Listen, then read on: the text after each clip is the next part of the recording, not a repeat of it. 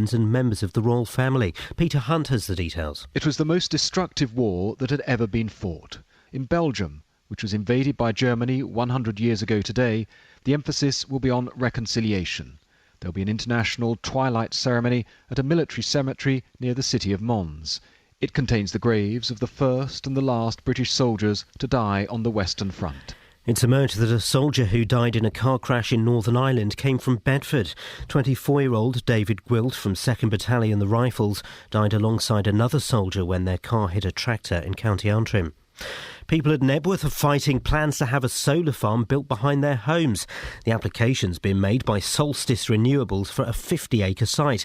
Alice Glossop has more. The proposal is just one of 5 planned for North Hertfordshire, including Gravely, St Hippolytes, Langley and Codicut. Residents in Nebworth say a public consultation on the proposal wasn't published until the last moment, so few people turned up. The campaign to protect rural England in Hearts say they have been contacted for advice about a surge in applications for solar farms. Residents in Luton say a road that's been resurfaced in the town is worse than before the work started. Contractors tarmacked Gardenia Avenue and Norton Road on Friday morning but didn't tow away a car beforehand. These people say it's a shoddy job. I'm not impressed. The finish is very poor indeed. On a scale of 1 to 10, what do you think? I give it about 4. Looks a mess, to be quite honest. Loose material all over the place. They said apparently it will settle with road use, but where's it going to go to? Bottom of our tyres? In our homes? In sport, England finished the Commonwealth Games top of the medal tables but missed out on the final gold in Glasgow. Adrian Grant and Nick Matthew were beaten in the final of the squash doubles by Australia.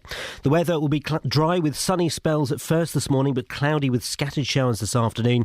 Top temperatures around 23 degrees Celsius and 73 degrees Fahrenheit. You can get the latest news and sport online at bbc.co.uk/3 counties. BBC Three Counties Radio's big tour of beds, hearts and bucks. Good wide age range of people. It's up and coming. There's lots of new developments going on. It's all about where you live. Luckily, there's a train station right on your doorstep, so you can get into London quite quickly. And all this week, we're featuring Amptill and Flitwick. It's got a lot of things going for it. There's lots of positive things. The big tour of beds, hearts and bucks. BBC Three Counties Radio.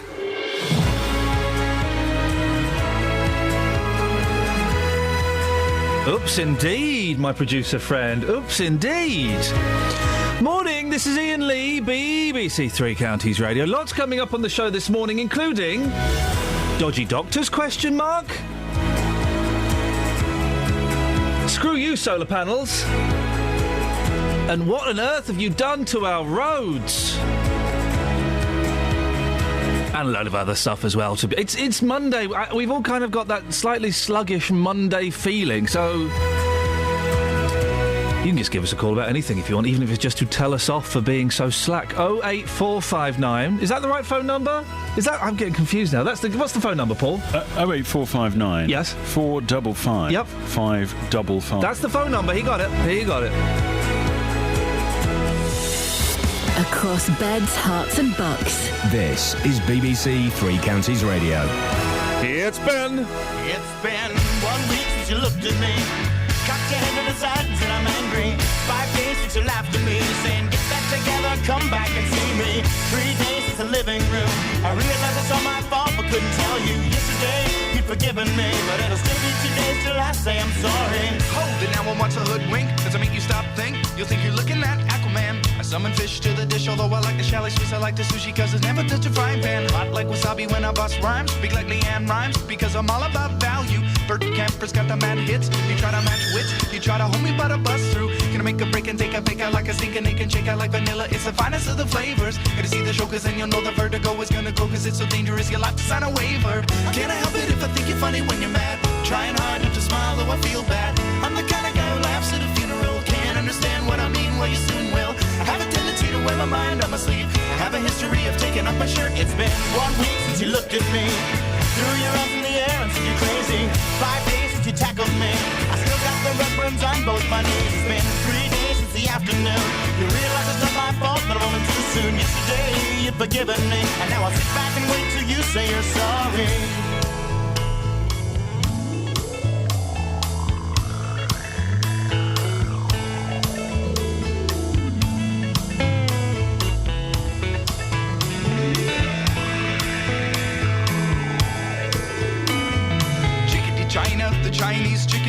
drumstick and your brain stops sticking. Watching X-Files with no lights on, with all our maisons. I hope the smoking man's in this one like Harrison Ford. I'm getting frantic, like Stingham Tantric, like Snickers guaranteed to satisfy. Like Kurosawa, I make mad films. Okay, I don't make films, but if I did, they'd have a samurai. Gonna get a set of better clubs, gonna find the kind with tiny nubs, so my irons are always flying off the backswing. Gonna get into my Sailor Moon, cause that cartoonist got the boom anime babes that make me think the wrong thing. How can I help it if I think you're funny when you're mad? Trying hard not to smile, though I feel bad. I'm the kind of guy who laughs at a funeral. Can't understand what I mean, you soon will. I have a tendency to wear my mind on my sleeve. I have a history of losing my shirt. It's been 1 week since you looked at me. Dropped your eyes to the sides and said I'm sorry. 5 days since I laughed at you and said you just did just what I thought you were gonna do. 3 days since the living room. We realized we're both to blame, but what could we do? Yesterday, you just smiled at me, cause it'll still be 2 days till we say we're sorry. It'll still be 2 days till we say we're sorry. It'll still be 2 days till we say we're sorry. Birchmount Stadium, home of the Robbie.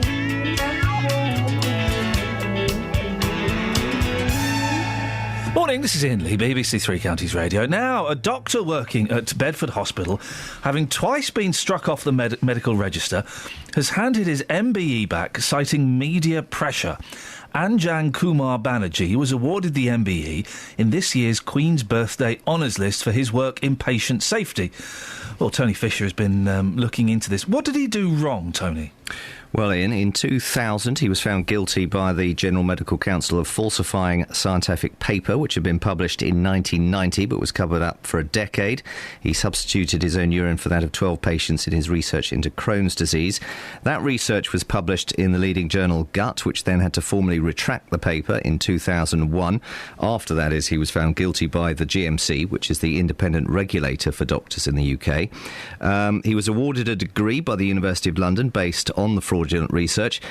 He was later suspended from the medical register. Now, 2 years later, he was again found guilty of serious professional misconduct, this time for financial dishonesty, was struck off the medical register. He had misled patients about the length of NHS waiting lists to induce them to go private, then made money by providing the treatment himself.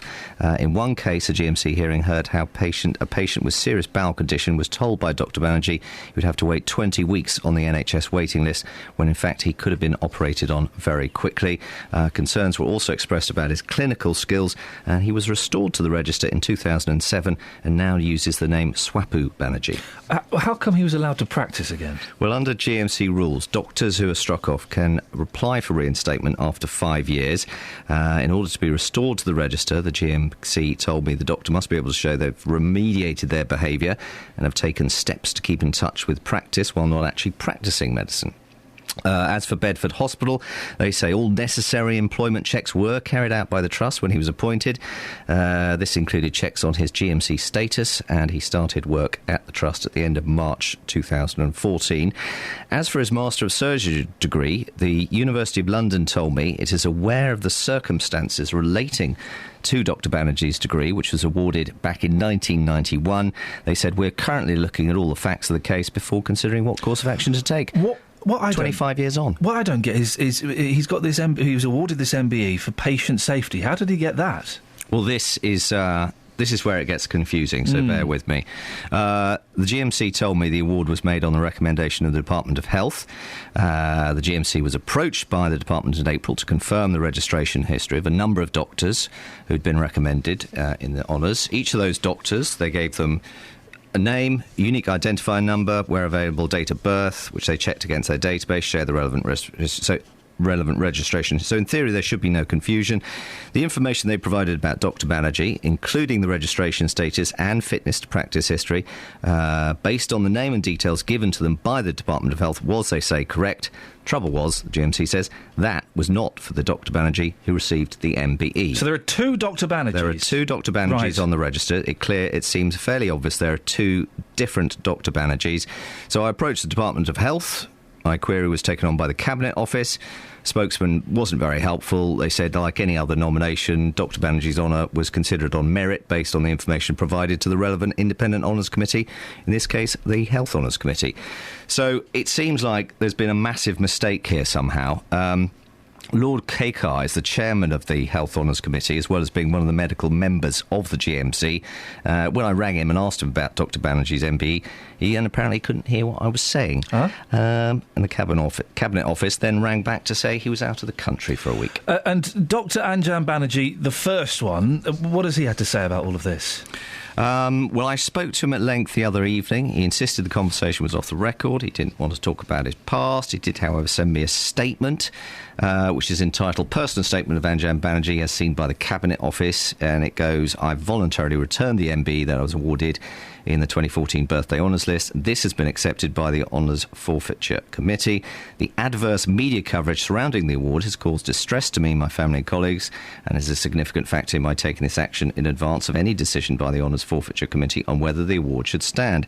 I understand that for reasons outside of my control, the Health Honours Committee were not fully aware of my professional history when the award was originally made. Had I known this, I would not have accepted the MBE. By returning the honour voluntarily, I would like to help maintain integrity of the honours system. Finally, I remain committed to the field of patient safety and intend to continue my work in this area. As for the Cabinet Office, whether they'll accept the return of this MBE or withdraw it officially, we don't know. They just said forfeiture action is confidential. We cannot comment on whether or not specific cases are being considered. So in short, this whole case raises a number of questions. How was he really allowed to practice again after being struck off twice? How has his degree stood after all these years based on falsified research? And how on earth did he ever become awarded an MBE? And we'll be looking at this later on in the programme. Tony, thank you very much indeed.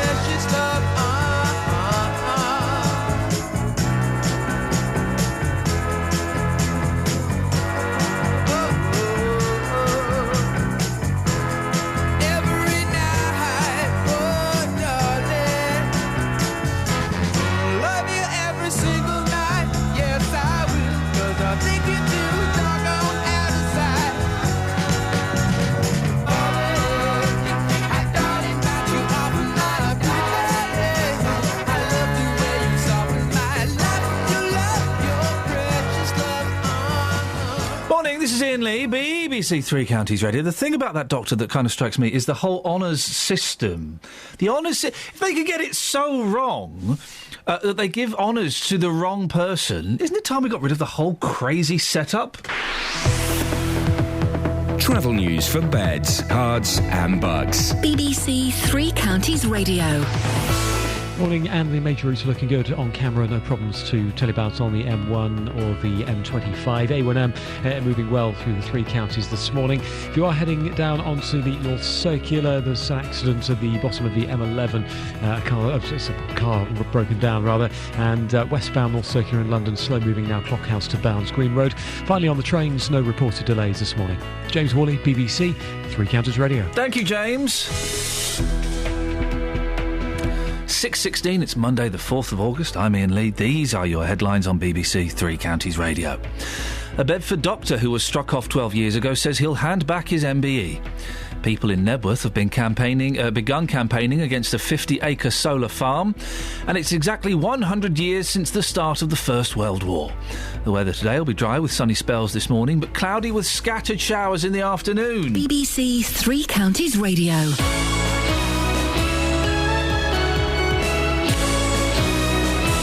Here's a question for you, dear listener, and Paul Scoins, maybe you can.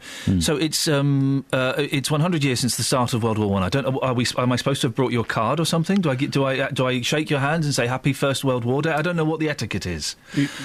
But what they, and by they I don't know who I mean, are asking people to do tonight is to turn off all your lights and maybe have one light on or a candle. Firstly, who's got candles in their house anymore? No one has candles. No one has candles. We've not had candles since the strikes in the 1970s. The strikes in the 70s were exciting because the candles would come out. So who's got a candle?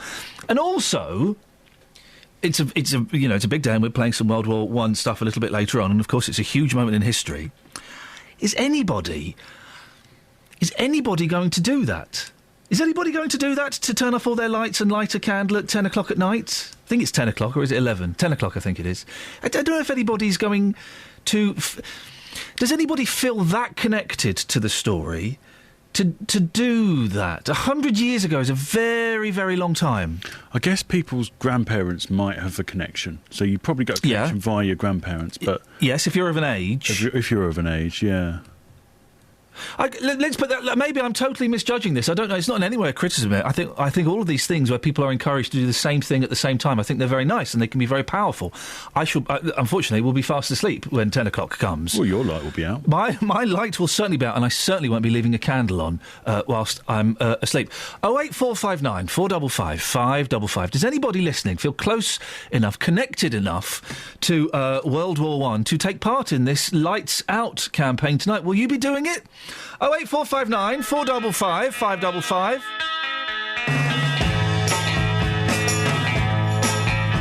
I think I'm gonna be sad. I think it's today. Yeah. The girl that's driving me mad is going away. She's got a ticket to ride. She's got a ticket to ride. She don't care. She said that living with me was bringing her down, yeah. She would never be free when I was around. She's got a ticket to ride. She's got a ticket to ride. She's got a ticket to ride, but she don't care. I don't know why she's riding so high. Sure think twice, sure to do right by me before she gets to saying goodbye. Sure think twice, sure to do right by me. I think I'm gonna be sad. I think it's today.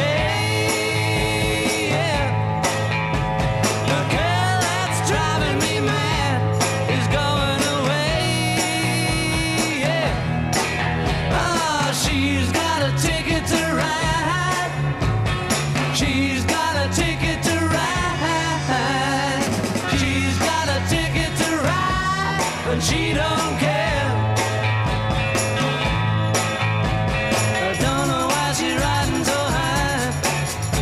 Sure to think twice, sure to do right by me before she gets to saying goodbye. Sure to think twice, sure to do right by me.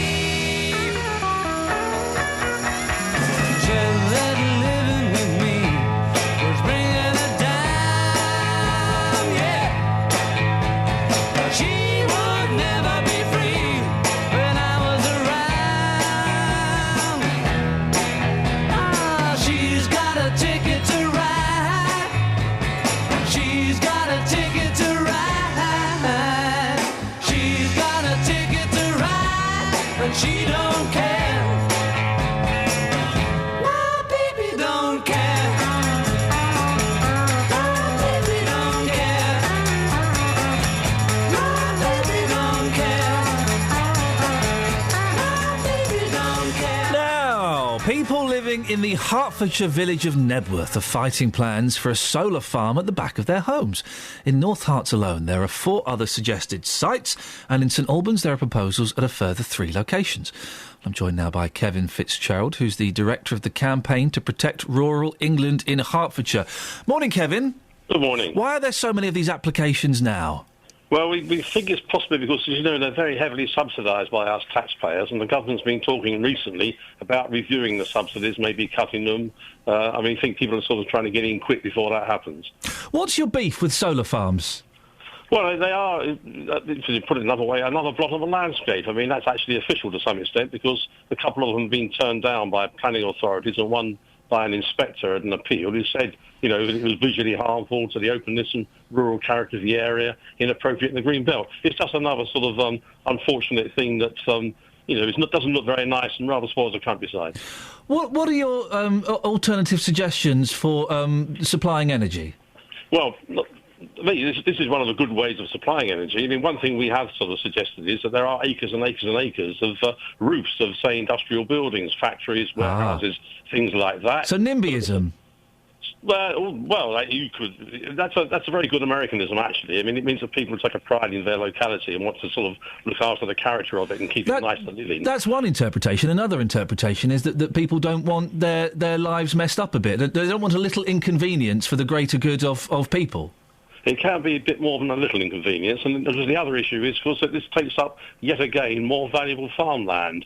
And we do see occasionally the comments being made by developers and so on about it's only farmland, therefore you can do something else with it. We do have to eat, of course. We're going to continue eating, we hope. Well, if that farmland were used up for solar panels, though, you'd still be able to eat, wouldn't you, Kevin?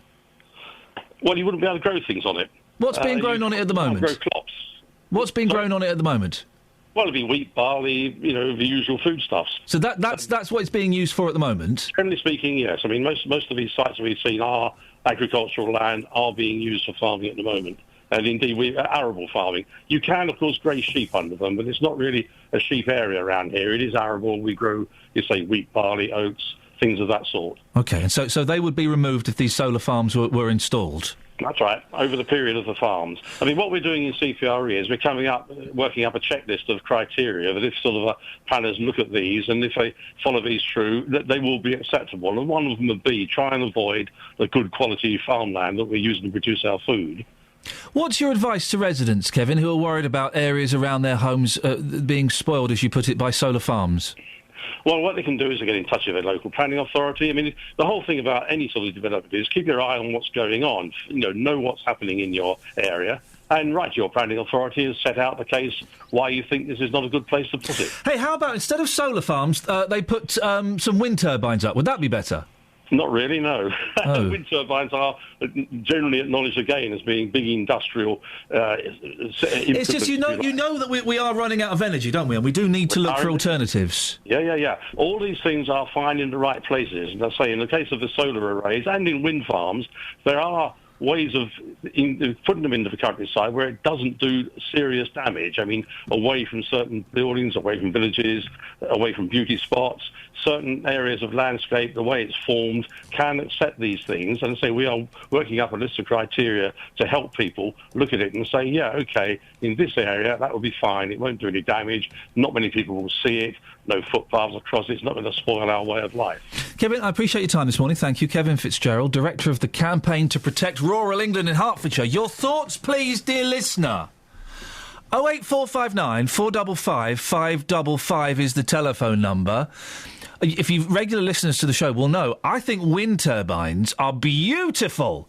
Oh, would you want one at the end of your garden? Do you know what? I wouldn't mind. I think they're stunning things.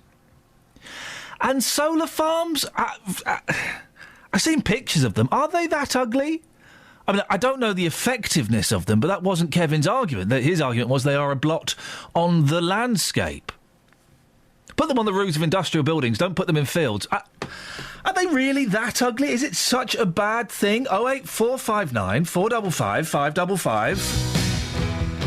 I'm getting a bit tired of NIMBYs, to be honest. Like the Archers.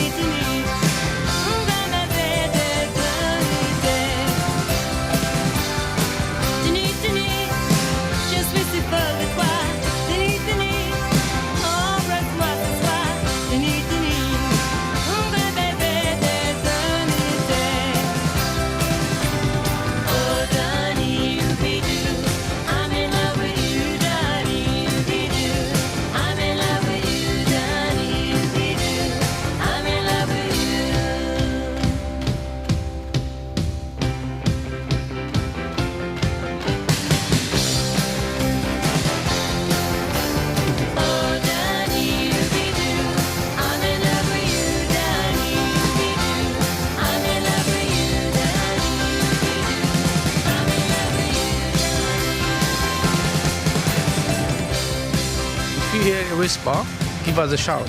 There we go, don't forget that. 08459 455 555. So, a couple of things that we can argue about if you fancy it. Solar farms. What's your beef with solar farms? We're still going to... I didn't quite buy Kevin's argument. Hey, well, if it's farmland, we won't be able to eat. Well... If you replace a few fields with solar panels, I think food will still be available in Asda, won't it? Also, this commemoration, celebration, I don't know what, 10 o'clock tonight, we're all being encouraged to turn off our lights and light one candle or one lamp to commemorate the start of World War I. I love ideas like that. I think they're great. I think things where communities are joined together by distance and by, great. Is anybody actually going to do it, though? Nice idea. Is anyone going to see it through? 08459 455 555. Travel news for beds, cards and bugs. BBC Three Counties Radio.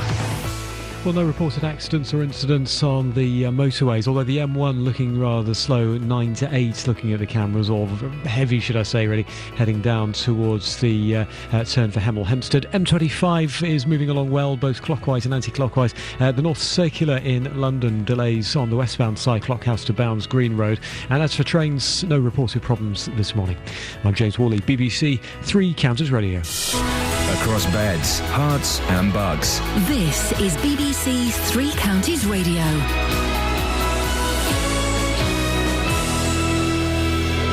It's 6:30. I'm Lee Agnew. The headlines: a doctor working at Bedford Hospital, having been struck off the medical register twice, has handed back his MBE, citing media pressure.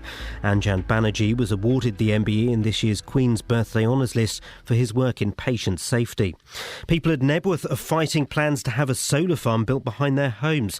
The application's been made by Solstice Renewables for a 50-acre site. And residents in Luton say a road that's been resurfaced in the town is worse than before the work started. Contractors tarmacked Gardenia Avenue and Norton Road on Friday morning, but didn't bother to tow away a car beforehand. The weather will be dry with sunny spells at first this morning, but cloudy with scattered showers this afternoon. Top temperatures around 23 degrees Celsius, that's 73 degrees Fahrenheit. Three Counties Sports. BBC Three Counties Radio. Rory McIlroy returned to the world number one, winning the World Golf Championships Invitational by 2 shots from Sergio Garcia in Ohio last night. He sealed victory with 4 under par 66 in his final round, completing a 15 under par tournament. The 25-year-old says he's feeling confident ahead of the US Open, which starts at Valhalla on Thursday. That's what I'm most proud of, is keeping that mindset of not letting myself fall into any sort of complacency, just to keep going and just happy to win again and obviously very confident going into the PGA. The Commonwealth Games have come to a close. Geraint Thomas scored a 5th and final gold medal for Wales at the road racing in Glasgow yesterday. Thomas spoke afterwards about Peter Kenyuk from the Isle of Man, who led the race from the start, only to be overtaken in the closing stages. It's unfortunate for him. I think he was hoping for a few people to go with him, and so he was stuck out there on his own. And so it's just unfortunate for him, but he'd kind of bought his ticket, so to speak, and that was it. So. Britain's number one tennis player Andy Murray has confirmed he wants Amelie Mauresmo to remain as his coach for the foreseeable future. Murray says they've made plans to keep working together following Wimbledon. I'm planning on working with her for the foreseeable future. I sat down with her the day after Wimbledon, and I really enjoyed working with her over the grass court season, and she enjoyed working with the team. The Milton Keynes Dons host newly promoted Premier League side Leicester this evening with a 7:45 kick-off at Stadium MK. And finally, in cricket, Buckinghamshire side Dinton lost to Great Chew in the semi-finals of the National Village Cup. BBC Three Counties News and Sport, more at 7 o'clock.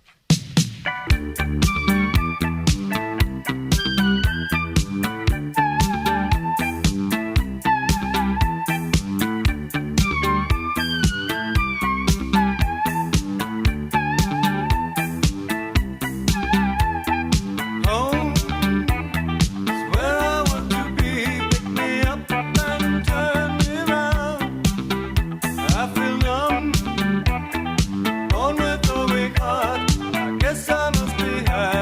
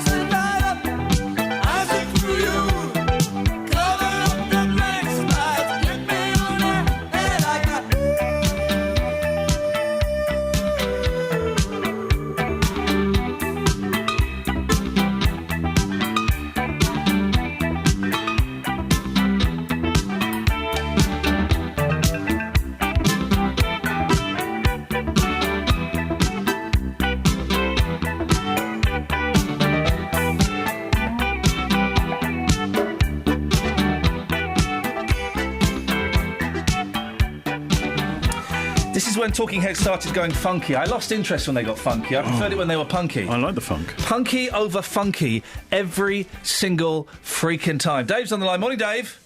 Morning, Ian. What you got for us? Long time no speak, mate. How you been? Yeah, I'm okay. Good. About the World War One thing, I won't be doing it because I wasn't born then. Well, you don't necessarily... People weren't born when Jesus was around, but they still go to church on a Sunday and praise him. Yeah, you got a point there. Yeah. But that's because they're brainwashed. But that's just my opinion. Gosh, there we go, Dave. Thank you very much indeed. There you go, you see. He's talking about the lighting the candle tonight at 10 o'clock to commemorate World War One. I think it's a really nice idea.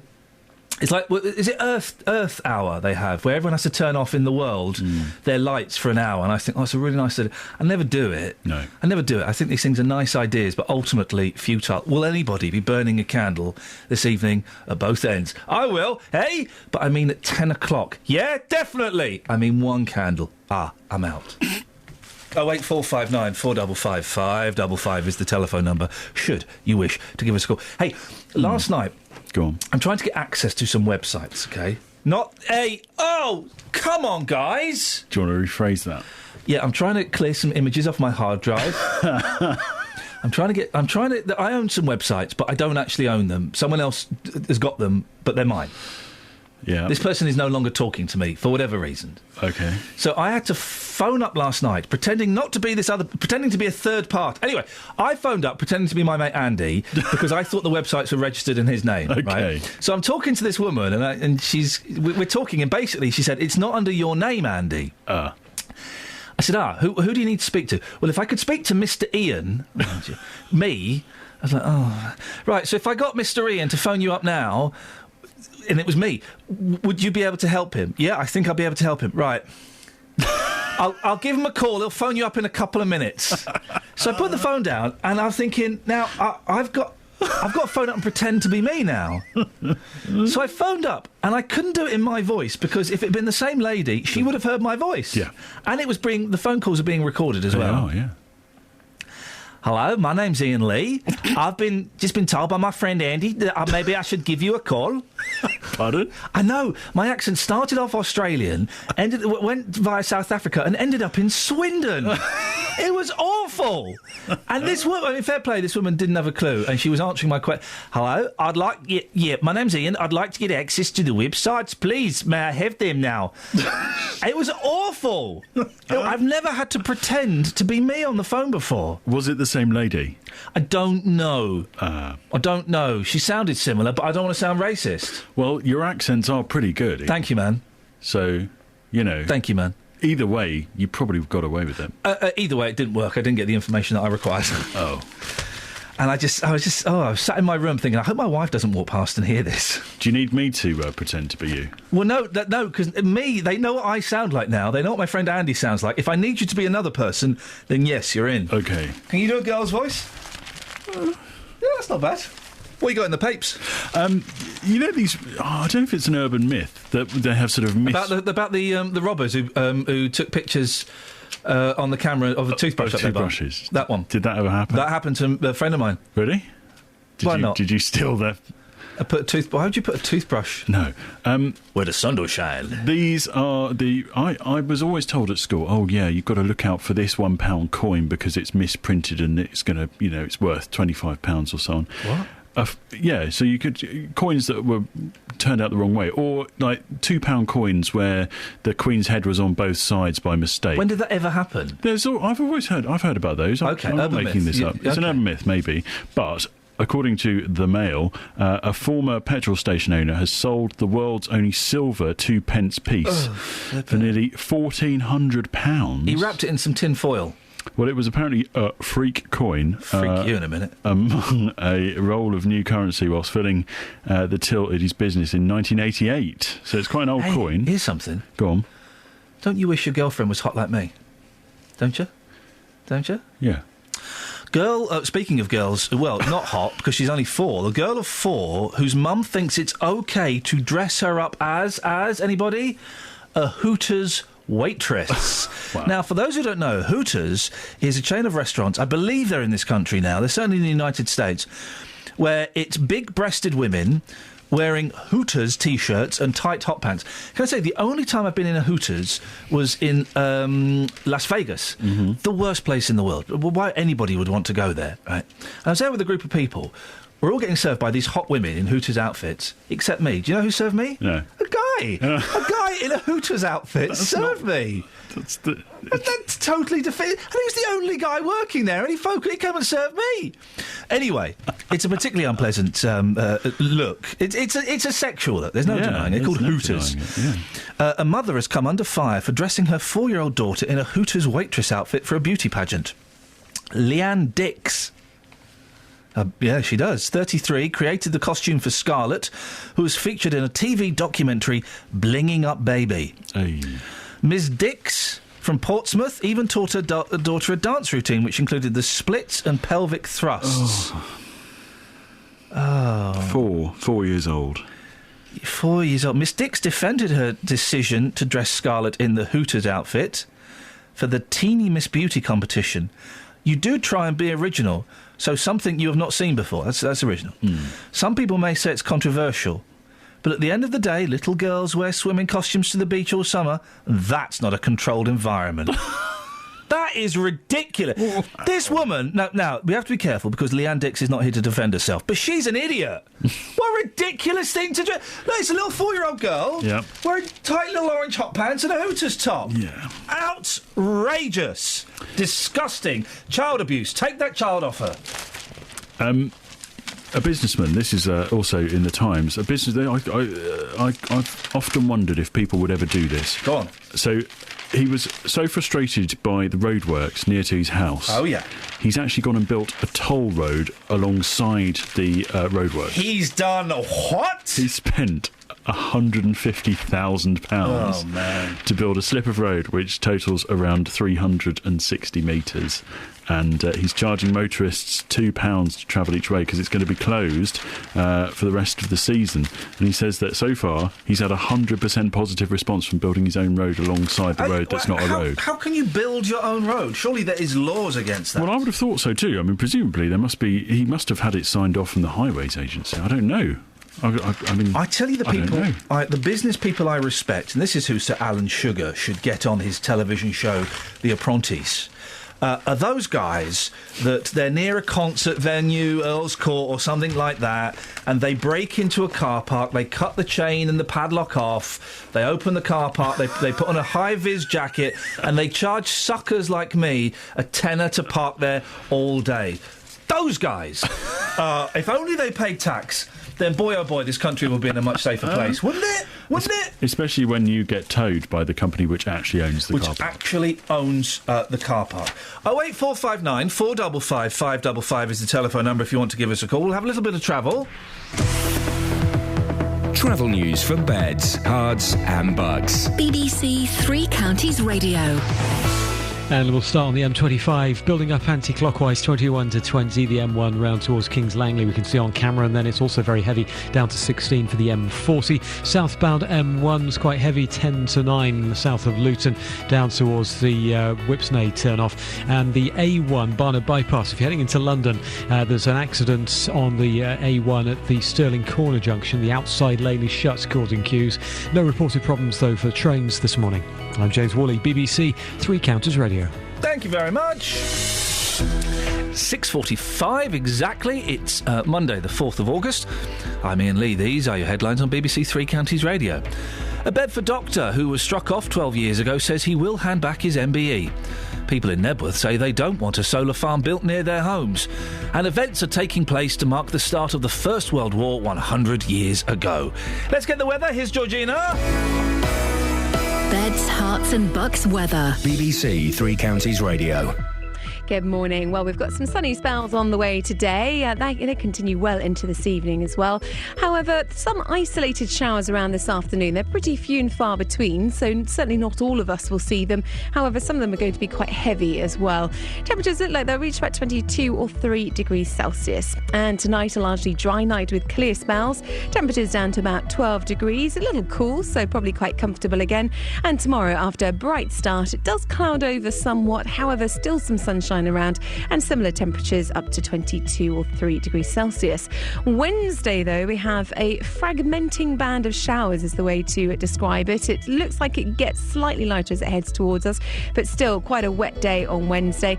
Thursday, sunny spells and isolated showers, and then back to heavy rain on Friday. That's your latest forecast.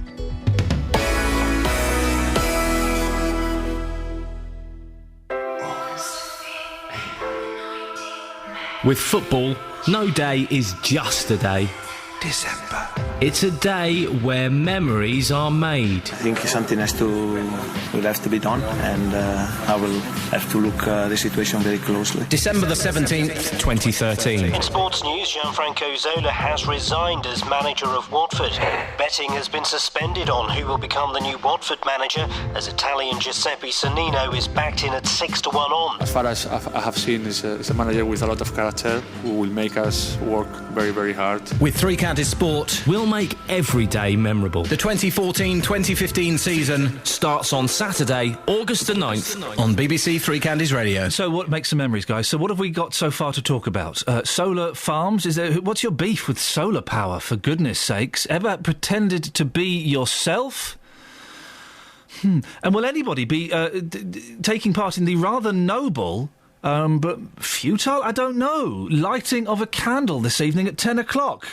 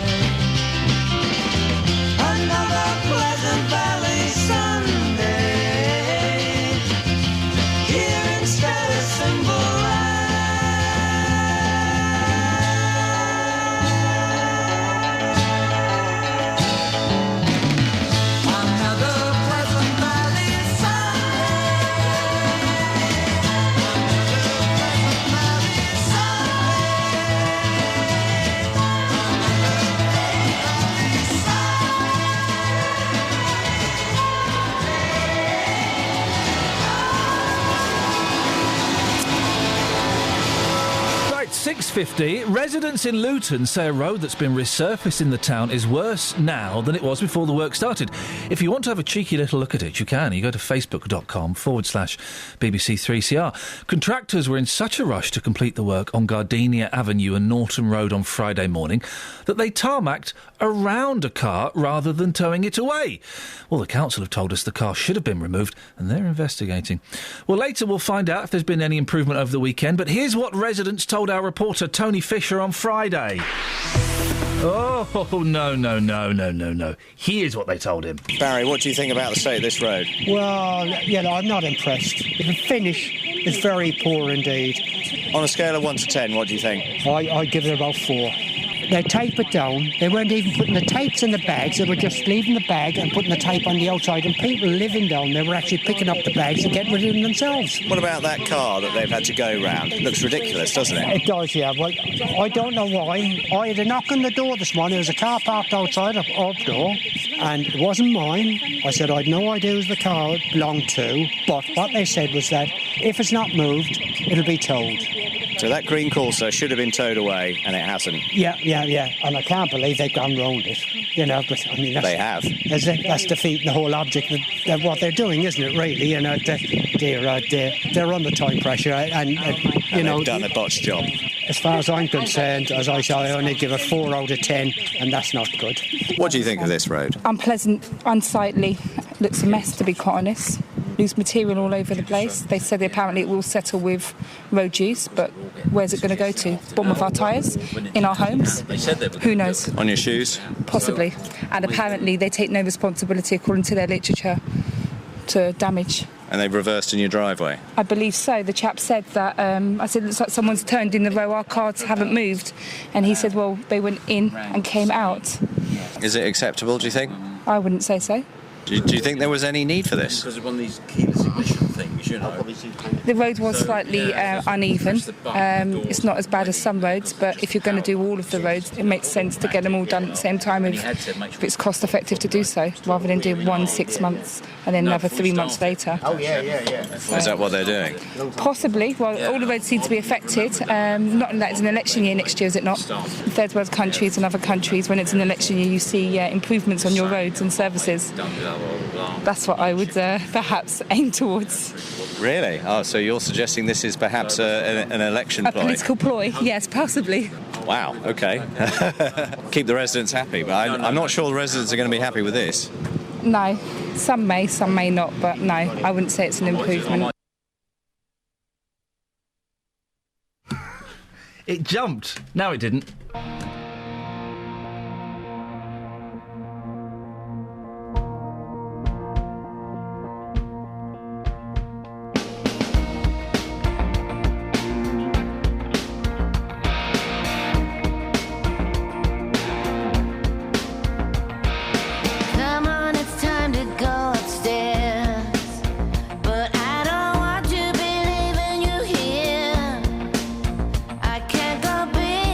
Room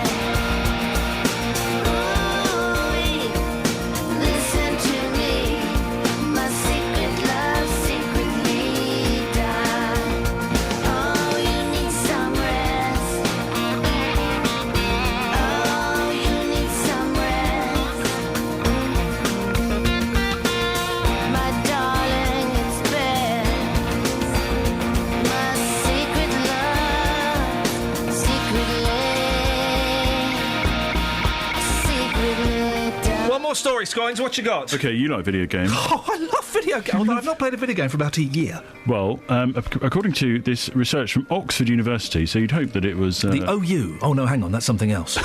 Children who play video games for up to an hour a day are happier, more sociable, less hyperactive, and sort of generally all round better than those kids who don't play at all. No, they're not, Paul, as we all know that video games are responsible for jihadists going to Syria. That was in the papers last week, guys.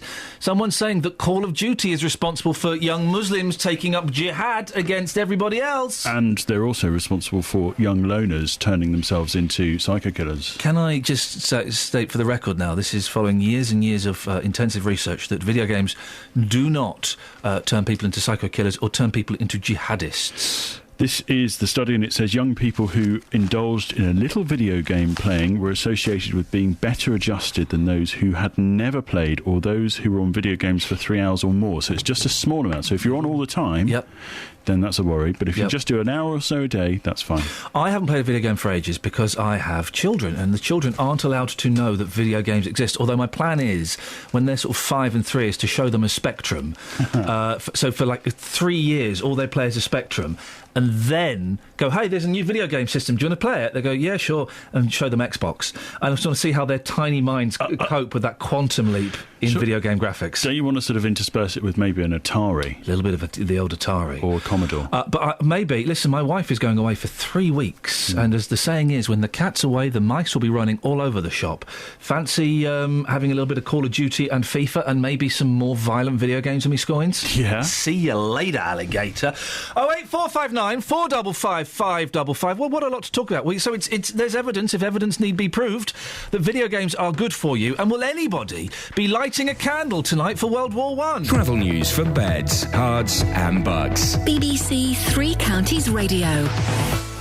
And the M1 very busy southbound. We can see on the speed sensors heading from 10 to 9 Luton down to Redbourne and Whipsnade. The M25 slow anti-clockwise 21 to 20 and then 18 to 16's queuing. That's Chorleywood down to the M40. The A1M's looking okay. The A1 though very slow into London because of an accident at Stirling Corner. The accident blocking the outside lane. In fact, it has just cleared, but unfortunately there's a queue from the Holiday Inn turn off. And on the trains, a good service, no reported problems across the three counties. I'm James Worley, BBC Three Counties Radio. Thank you very much, James. So, video games are good for you. They're good for you? Can we find the oldest gamer listening to this show, please? And tonight, to commemorate World War I at 10 o'clock, you're being asked to switch off all of your lights and light either one lamp or a candle. Wonderful sounding idea, but... is anybody actually going to do it? Does anybody have a real connection to World War I? Local and vocal across beds, hearts and bucks. This is BBC Three Counties Radio.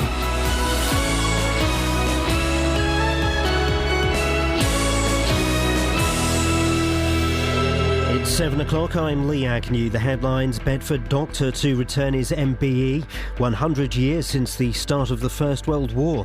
And people in Nebworth say they don't want a solar farm. BBC Three Counties Radio. A doctor working at Bedford Hospital, having been struck off the medical register twice, has handed back his MPE. Anjan Banerjee was awarded the MBE in this year's Queen's Birthday Honours List for his work in patient safety. Tony Fisher reports. In 2000, Dr. Banerjee was found to have falsified research almost 10 years after the work was carried out. In 2002, he was struck off for gross professional misconduct for inducing patients to go private, misleading them about the length of NHS waiting times and making money for himself. In a statement, he said the Health Honours Committee was not fully aware of his professional history, and had he known this, he would not have accepted the MBE. The 100th anniversary of when Britain entered the First World War is being marked with events in the UK and Belgium. They'll be attended by senior politicians and members of the royal family. Peter Hunt has the details. It was the most destructive war that had ever been fought. In Belgium, which was invaded by Germany 100 years ago today, the emphasis will be on reconciliation. There'll be an international twilight ceremony at a military cemetery near the city of Mons. It contains the graves of the first and the last British soldiers to die on the Western Front. It's emerged that a soldier who died in a car crash in Northern Ireland came from Bedford. 24-year-old David Gwilt from 2nd Battalion the Rifles died alongside another soldier when their car hit a tractor in County Antrim. People in Nebworth are fighting plans to have a 50-acre solar farm built behind their homes. It's one of 5 solar farms planned across North Hertfordshire. Kevin Fitzgerald from the Campaign to Protect Rural England told Iain Lee they spoil the countryside. Well, they are another blot on the landscape. I mean, that's actually official to some extent because a couple of them have been turned down by planning authorities and one by an inspector at an appeal who said, you know, it was visually harmful to the openness and rural character of the area, inappropriate in the green belt.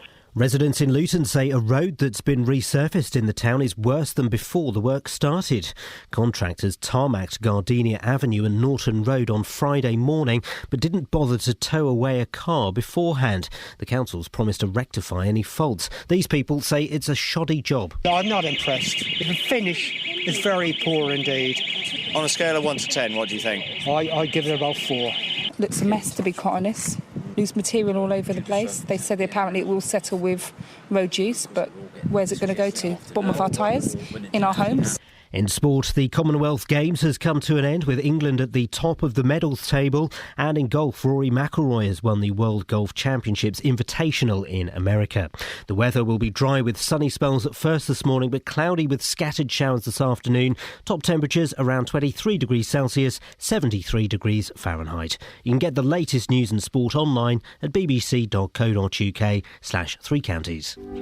BBC Three Counties Radio's big tour of beds, hearts and bucks. It's a small town, so you can come here and do all your shopping. And all this week, we're featuring Ampthill and Flitwick. Ampthill is a fantastic Georgian town, which is an absolutely brilliant place to live. It's all about where you live. When I first lived here, I think there was about 5,000 population. I think it's about 45 now. The big tour of beds, hearts and bucks. BBC Three Counties Radio. Morning! Iain Lee, BBC Three Counties Radio. It's Monday, the 4th of August. How on earth? Busy show this morning. Coming up next, a doctor who practices in Bedford got an MBE despite having been struck off. It's 100 years since the start of the First World War. Does it matter to you? Have you got any connection with it at all? Turns out video games are good for you. Can we find the oldest gamer listening to this show, please? Oh, and remind me to talk to you later on about my rabbit. No, I know. I'm worried that he's going to die again. Not again. No, not again. He went missing for a few weeks. We got him back. He definitely didn't die. 08459 455 555. Across beds, hearts and bucks. This is BBC Three Counties Radio. Yeah, Benji has gone, Sorry? Benji? Benji Bunny. Benji Bunny? Yeah. What's wrong with Benji Bunny? He's gone patchy. He's got mange. No, he's not got mange. His fur's not falling out. Yeah. He's gone brown. He's grey and he's gone brown. I think that's just the mud. Because it's been raining a bit. Oh, well, yeah, that's true. But he's got... His fur is kind of in different colours. So there are some grey patches, and then there are sort of darker patches, and then there are some lighter patches. Is that... are you a rabbit person? I'm not. Then why am I even talking to you? I don't know. I've got... 08459 You've got a what? Cat. OK. 08459 455 555. If anybody knows anything about the upkeep and indeed the welfare of rabbit. It hasn't moved for a month either. Well, hang on. It's not moved for a month. Now, I'm not a vet. Yes. But I would say that's ringing some alarm bells. OK. Well, we'll talk about it later on. We'll talk about it a bit later on. Now, a doctor working at Bedford Hospital, having twice been struck off the medical register, has handed his MBE back, citing media pressure. Anjan Kumar Banerjee was awarded the MBE in this year's Queen's Birthday Honours List for his work in patient safety. Well, we can speak now to Dr. Peter Wilmshurst, who first reported Dr. Banerjee to the GMC. Good morning, Doctor. Good morning. When did you first become aware of Dr. Banerjee? In the mid or early 1990s. And why was he struck off? What had he done? Well, I reported him to the GMC in about, I think it was 1998, and he was first struck off in 2000 because he had falsified research, scientific research, and that was some publications in a medical journal called Gut. And by the time he had was awaiting his GMC hearing, he'd already been suspended from the hospital he worked at because of other concerns that had arisen about his skills as a surgeon and because of concerns about his financial conduct and particularly his private practice, and the fact later proved at a second GMC hearing in 2002 that he performed inappropriate operations on patients for financial gain. He was basically saying, if you have this done on the NHS, it's going to take months, but you could come and see me privately and we can do it next week. That sort of thing, yes. Okay, I'm summarising slightly, but in regards to his research that was falsified, how did you find out about that? And was there ever any question in your mind about reporting him?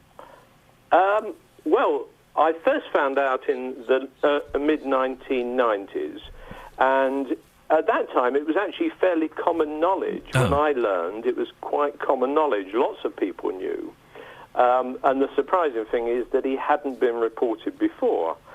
I had some initial concerns about reporting him to the GMC because previously when I'd reported people to the GMC for falsifying research, the GMC had refused to do anything about those cases. Oh. And there were a large number of cases that I had reported of serious misconduct, which the GMC never did anything about, which concerned me. But I spoke at the British Medical Journal to the editor and to other members of staff at a meeting that they asked me to give about the problem of research misconduct. And at the seminar, it was suggested by Richard Smith, then the editor, and Richard Horton, the editor of The Lancet, that I should again report him. And I did so shortly afterwards. Is it how serious a thing is it to falsify research like that? Sorry. Well, it's very serious because if you falsify research, people get the wrong treatment. I mean, there are, for example, it's been estimated that the falsified research of a fellow called Professor Poldermans in Rotterdam, now proved to have been falsified, probably led to 10,000 patient deaths per year in the United Kingdom over a period of about 5 years. So his falsified research probably resulted in about 50,000 deaths in the UK alone, and his research was used throughout Europe. So false research leads to patient death. The interesting thing about his degree is he got his degree in 1991. The University of London, 23 years later, says it's still considering what action to take about that. Yes, well, I have been trying to get the University of London to do something about that for years because at the GMC hearing in 2000, Dr. Banerjee said, and his lawyers said, they admitted that the data in his Master of Surgery degree at the University of London was exactly the same as in the main article that was published in the journal Gut. And when the GMC found that the main article in Gut was false, it followed that the research and data published in the thesis, the University Master of Surgery thesis, must also be false. But the university did not withdraw the thesis. I should say, of course, that the university was told in about 1990, in other words, before the university gave Banerjee the thesis, they had already been told at that point that the data was false, and they gave the thesis anyway, or gave the degree anyway. So the university knew it was false when they awarded the degree.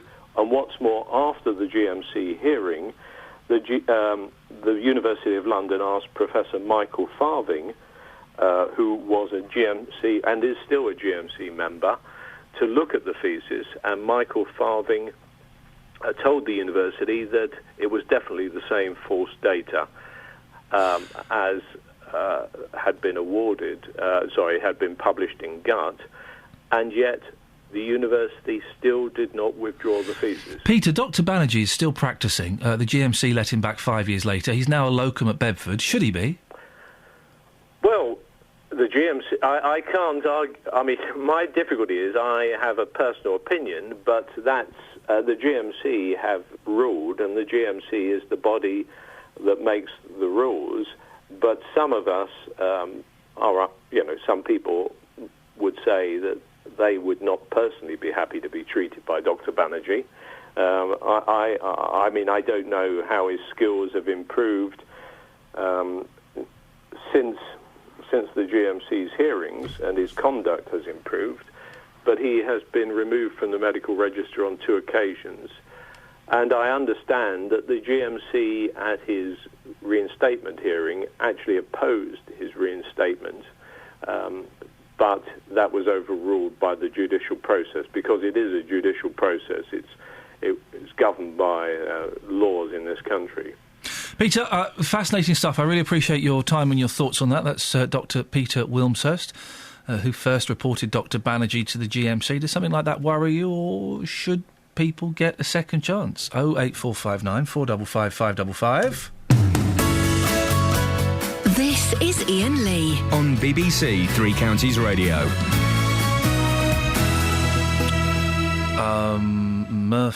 Iain has emailed in. Iain, I heard that Dr. Fox got struck off, and now he's a DJ. I believe that is could be hashtagged as classic bants.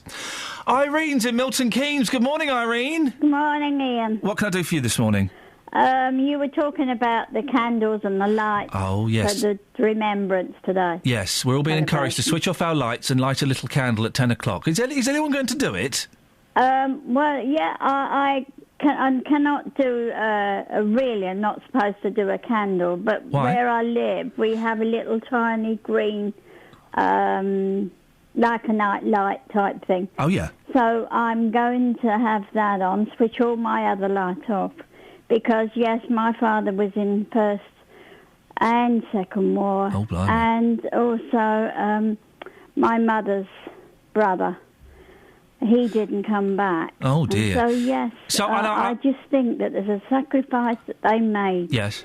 Especially those that lost their lives. Yeah, and far too many people did. So I would imagine, Irene, that you'll be remembering them, remembering them tonight. Well, I will, but my father was in 3 naughty campaigns, really.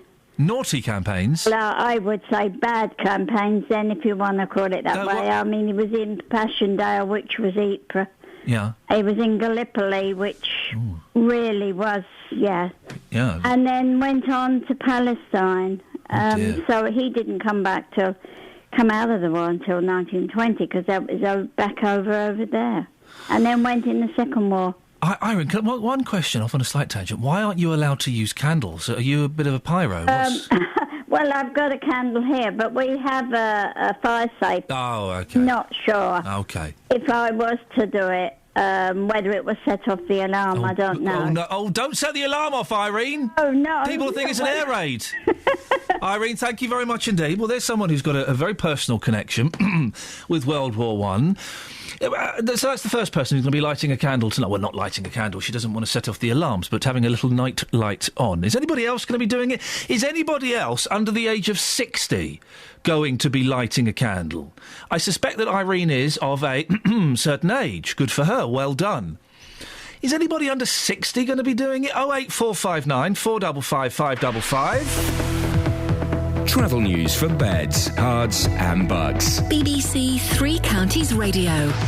The southbound M1 slow moving down towards junction 10, that's Luton Airport, and then fairly heavy down then to 9 approaching the Redbourne turn-off. M25 anti-clockwise is slow 21 to 20, the usual queues 18 to 16. Chorleywood down to the M40. No reported problems though on the M40 this morning. The A1 is slow into London approaching the Mill Hill Circus turn. The accident, by the way, at Stirling Corner, that's gone, but congestion down to Stirling Corner remains. And on the trains, a good service, no delays across the three counties. I'm James Worley, BBC Three Counties Radio. Thank you very much.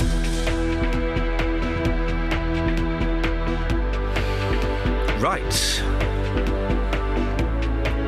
7:16. It's Monday the 4th of August. I'm Iain Lee. These are your headlines on BBC Three Counties Radio. A Bedford doctor who was struck off in 2002 says he's handing back his MBE. People in Nebworth say they don't want a solar farm built near their homes. And it's exactly a century since the start of the First World War. The weather today, dry, sunny spells this morning, but turning cloudy this afternoon. BBC Three Counties Radio.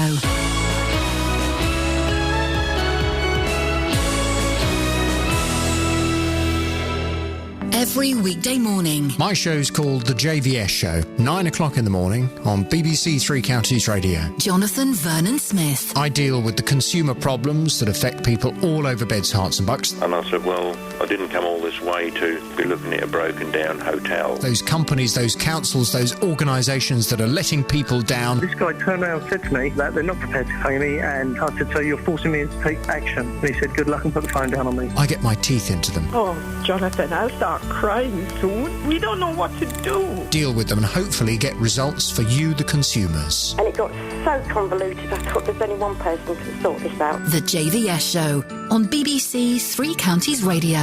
Yeah, that's what I'm talking about, baby. That is what I'm talking about. Luann's in Flitwick. Morning, Luann.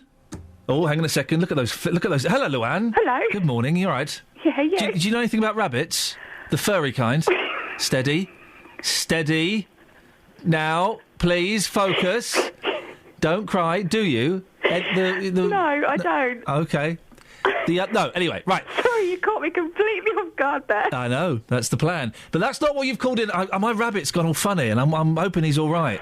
Oh, better go and see a vet then. Well, yeah, I know, they cost a few quid. Anyway, what have you called in about, Luann?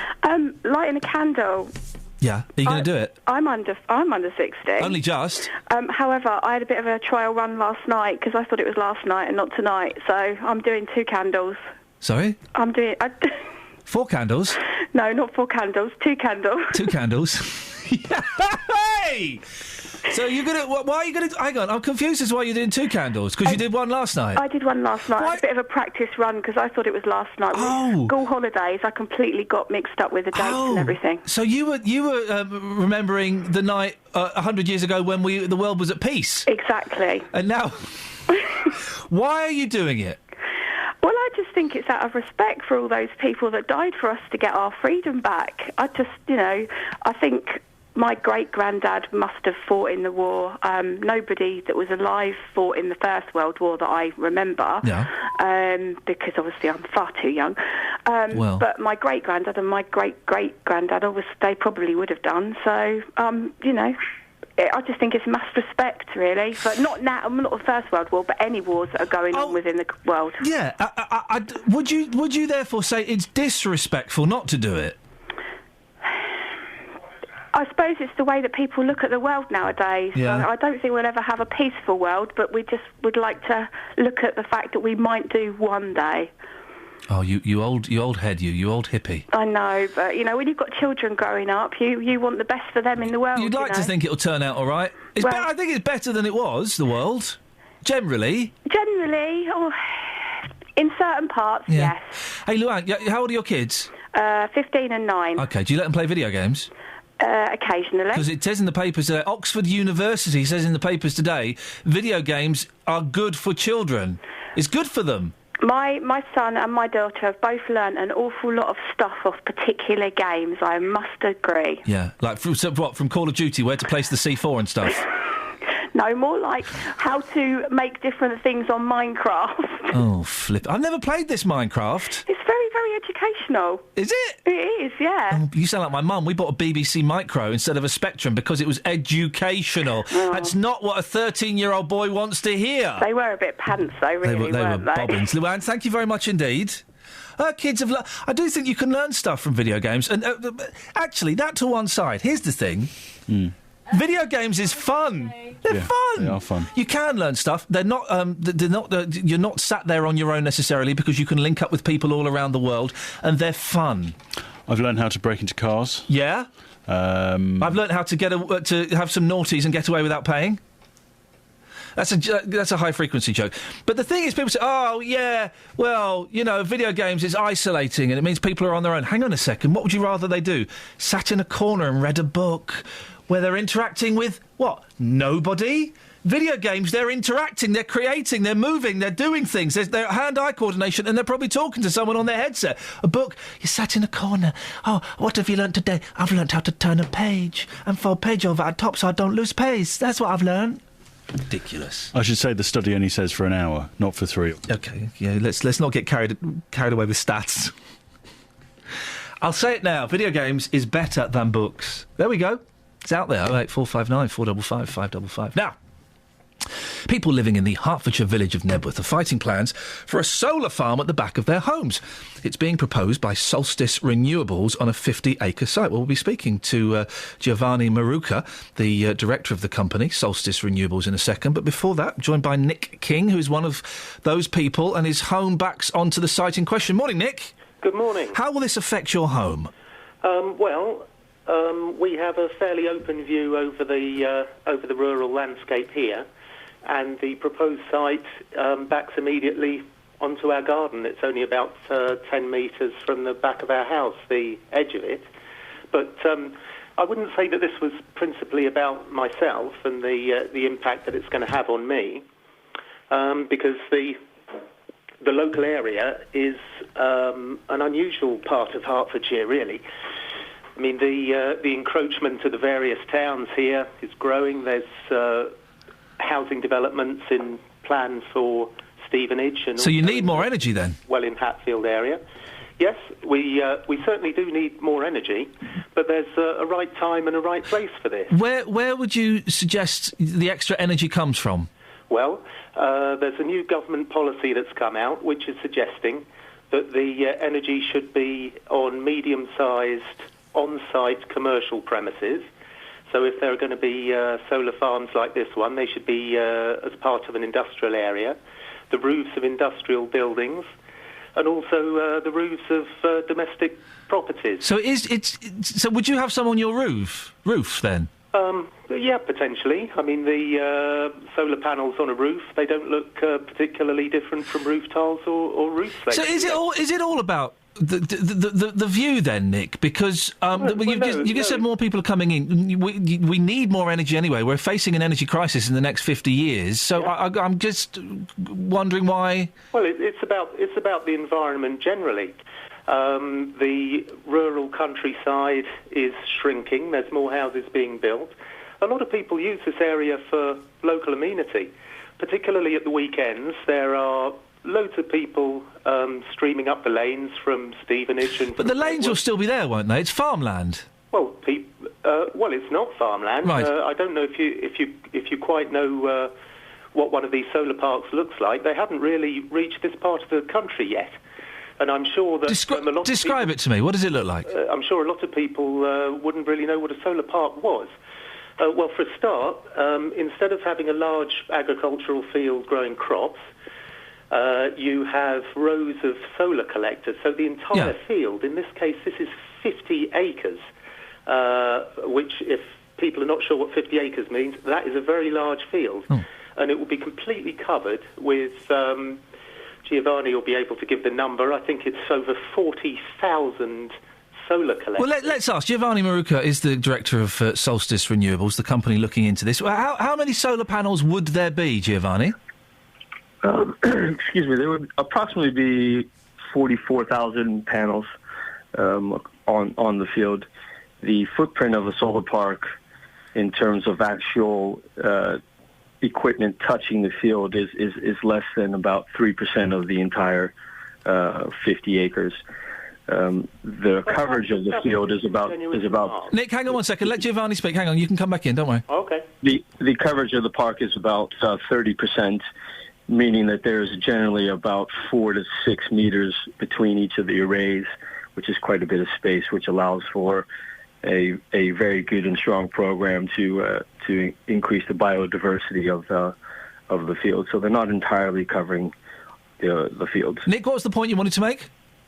Well, the entire area of the field is going to be covered in rows of solar panels. I mean, there are spaces in between the panels so that each row does not cast a shadow on the next one. But Nick, you've said a couple of times that you're not worried about your complaint isn't the way it's going to look. But yet the point that keeps coming up is the way it's going to look. My complaint is the way it's going to look. Right. So just to continue what you asked me earlier, these things stand 8 feet high.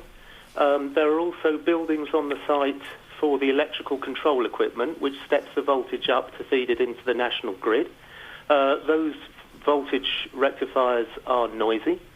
There'll be an industrial process that needs to go on probably for months of the year to jet wash these things. OK, let's let Giovanni come in. Giovanni, it's going to be noisy. A severe impact on the local environment. Nick, it's going to be... Giovanni, sorry, it's going to be noisy, it's going to be ugly, it's going to have a severe impact on the environment. Well, I wouldn't categorize them as noisy. I wouldn't think that's a fair accusation or claim. These solar parks have a little bit of noise from the inverters. The inverters, once they are inside their housing unit, create noise at between 50 and 60 decibels. The 50 and 60 decibels, as a comparison to countryside noise, is about 33 decibels. At about 50 meters from the inverters, the noise is completely attenuated and hides and is masked by the countryside noise itself. And none of the residents are within. The closest resident is 320 meters from any of the equipment that makes the slum, which should be more than safe. And if it was ever an issue, it's not like these are the first solar parks built. There are 4.5 gigawatts of solar parks built. Let's not throw too many more numbers in, because it's confusing me, and I'm sure it's confusing some of the listeners. Giovanni, are you doing this just because the rules on subsidies, government subsidies on solar panels, are changing, and you're trying to get in there to get a few extra quid? Good point.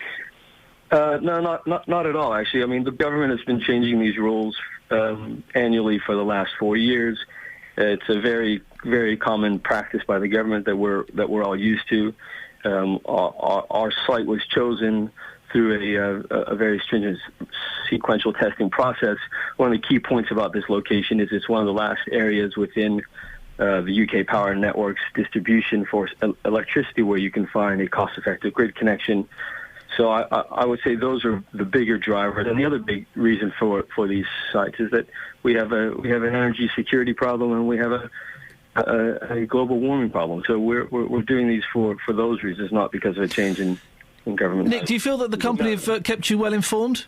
No, of course they haven't. There was a consultation in Nebworth a couple of weeks ago where a few people attended. But if you went out into Nebworth High Street now and asked 10 people whether or not they knew this was happening, I'm sure none of them would say that they did. It's very important that people should keep their eyes on the local press and the local radio, find out what's happening, attend council meetings, and when these plans go in, if they object to them, they should send those objections into the council.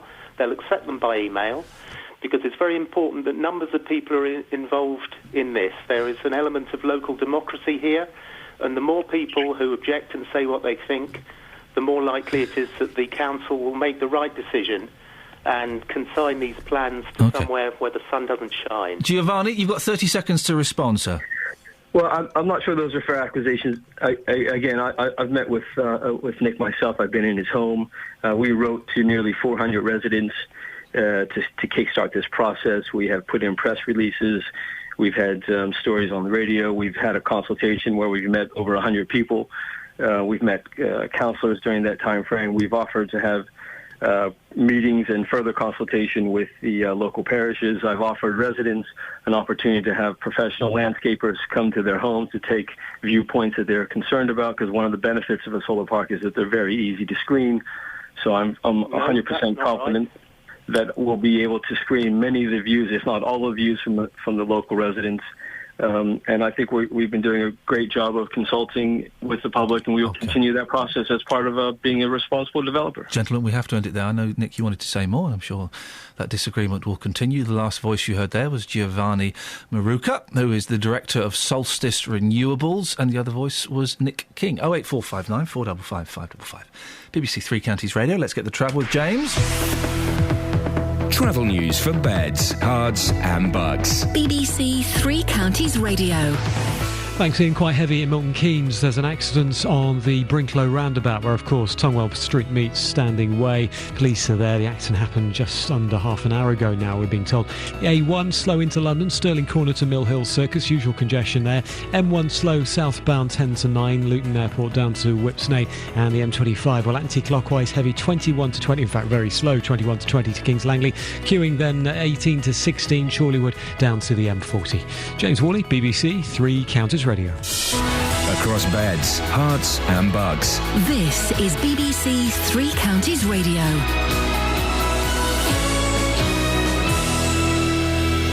It's 7:30. I'm Lee Agnew. The headlines: a doctor working at Bedford Hospital, having been struck off the medical register twice, has handed back his MBE. Anjan Banerjee was awarded the MBE in this year's Queen's Birthday Honours List for his work in patient safety. People at Nebworth are fighting plans to have a solar farm built behind their homes. The application's been made by Solstice Renewables for a 50-acre site. And residents in Luton say a road that's been resurfaced in the town is worse than before the work started. Contractors tarmacked Gardenia Avenue and Norton Road on Friday morning, but didn't bother to tow away a car beforehand. The weather will be dry with sunny spells at first this morning, but cloudy with scattered showers this afternoon. Top temperatures around 23 degrees Celsius, 73 degrees Fahrenheit. Three Counties Sports. BBC Three Counties Radio. Rory McIlroy returned to the world number one spot, winning the World Golf Championships Invitational by 2 shots from Sergio Garcia. He sealed victory with 4 under par 66 in his final round, completing a 15 under par tournament. 25-year-old says he's feeling confident ahead of the US Open, which starts on Thursday. That's what I'm most proud of, is keeping that mindset of not letting myself fall into any sort of complacency, just to keep going, and just happy to win again, and obviously very confident going into the PGA. The Commonwealth Games have come to a close, with Geraint Thomas securing a 5th and final gold medal in the road racing. Thomas spoke afterwards about Peter Kenyuk from the Isle of Man, who led the race from the start, only to be overtaken in the closing stages. It's unfortunate for him. I think he was hoping for a few people to go with him, and so he was stuck out there on his own, and so it's just unfortunate for him, but he'd kind of bought his ticket, so to speak, and that was it. So Britain's men's number one tennis player Andy Murray has confirmed that he wants Amelie Mauresmo to remain as his coach for the foreseeable future. Murray says he's enjoyed working with Mauresmo and reveals they made plans to keep working together following Wimbledon. And finally, in cricket, Buckinghamshire side Dinton lost to Great Chew in the semi-finals of the National Village Cup. BBC Three Counties News and Sport with more at 8 o'clock. Call 08459 455 555. BBC Three Counties Radio. Morning! If you want to give us a call, now's an excellent time to do it. Let's have a little recap on some of the things what we done be talking about. So, there is a study out that says, them video games that are really bad for everyone and stuff, they're not actually that bad for you and stuff. If you play... This is Oxford University. This isn't like... Hang on, let me think of a relevant organisation that might be biased. Electronic Boutique? No, hang on. Game? No, hang on a second. Anyway, they basically said if kids play video games, maybe an hour or so, not too long, then it's good for them. And it is good for them. And also, the whole good for them or not, do you know video games, they're fun? They're fun! Of course, if they should be playing roughly age-appropriate games, but they're fun. All these people that say, video games make you a loner and a psychopath and a deviant and a killer. No, they don't.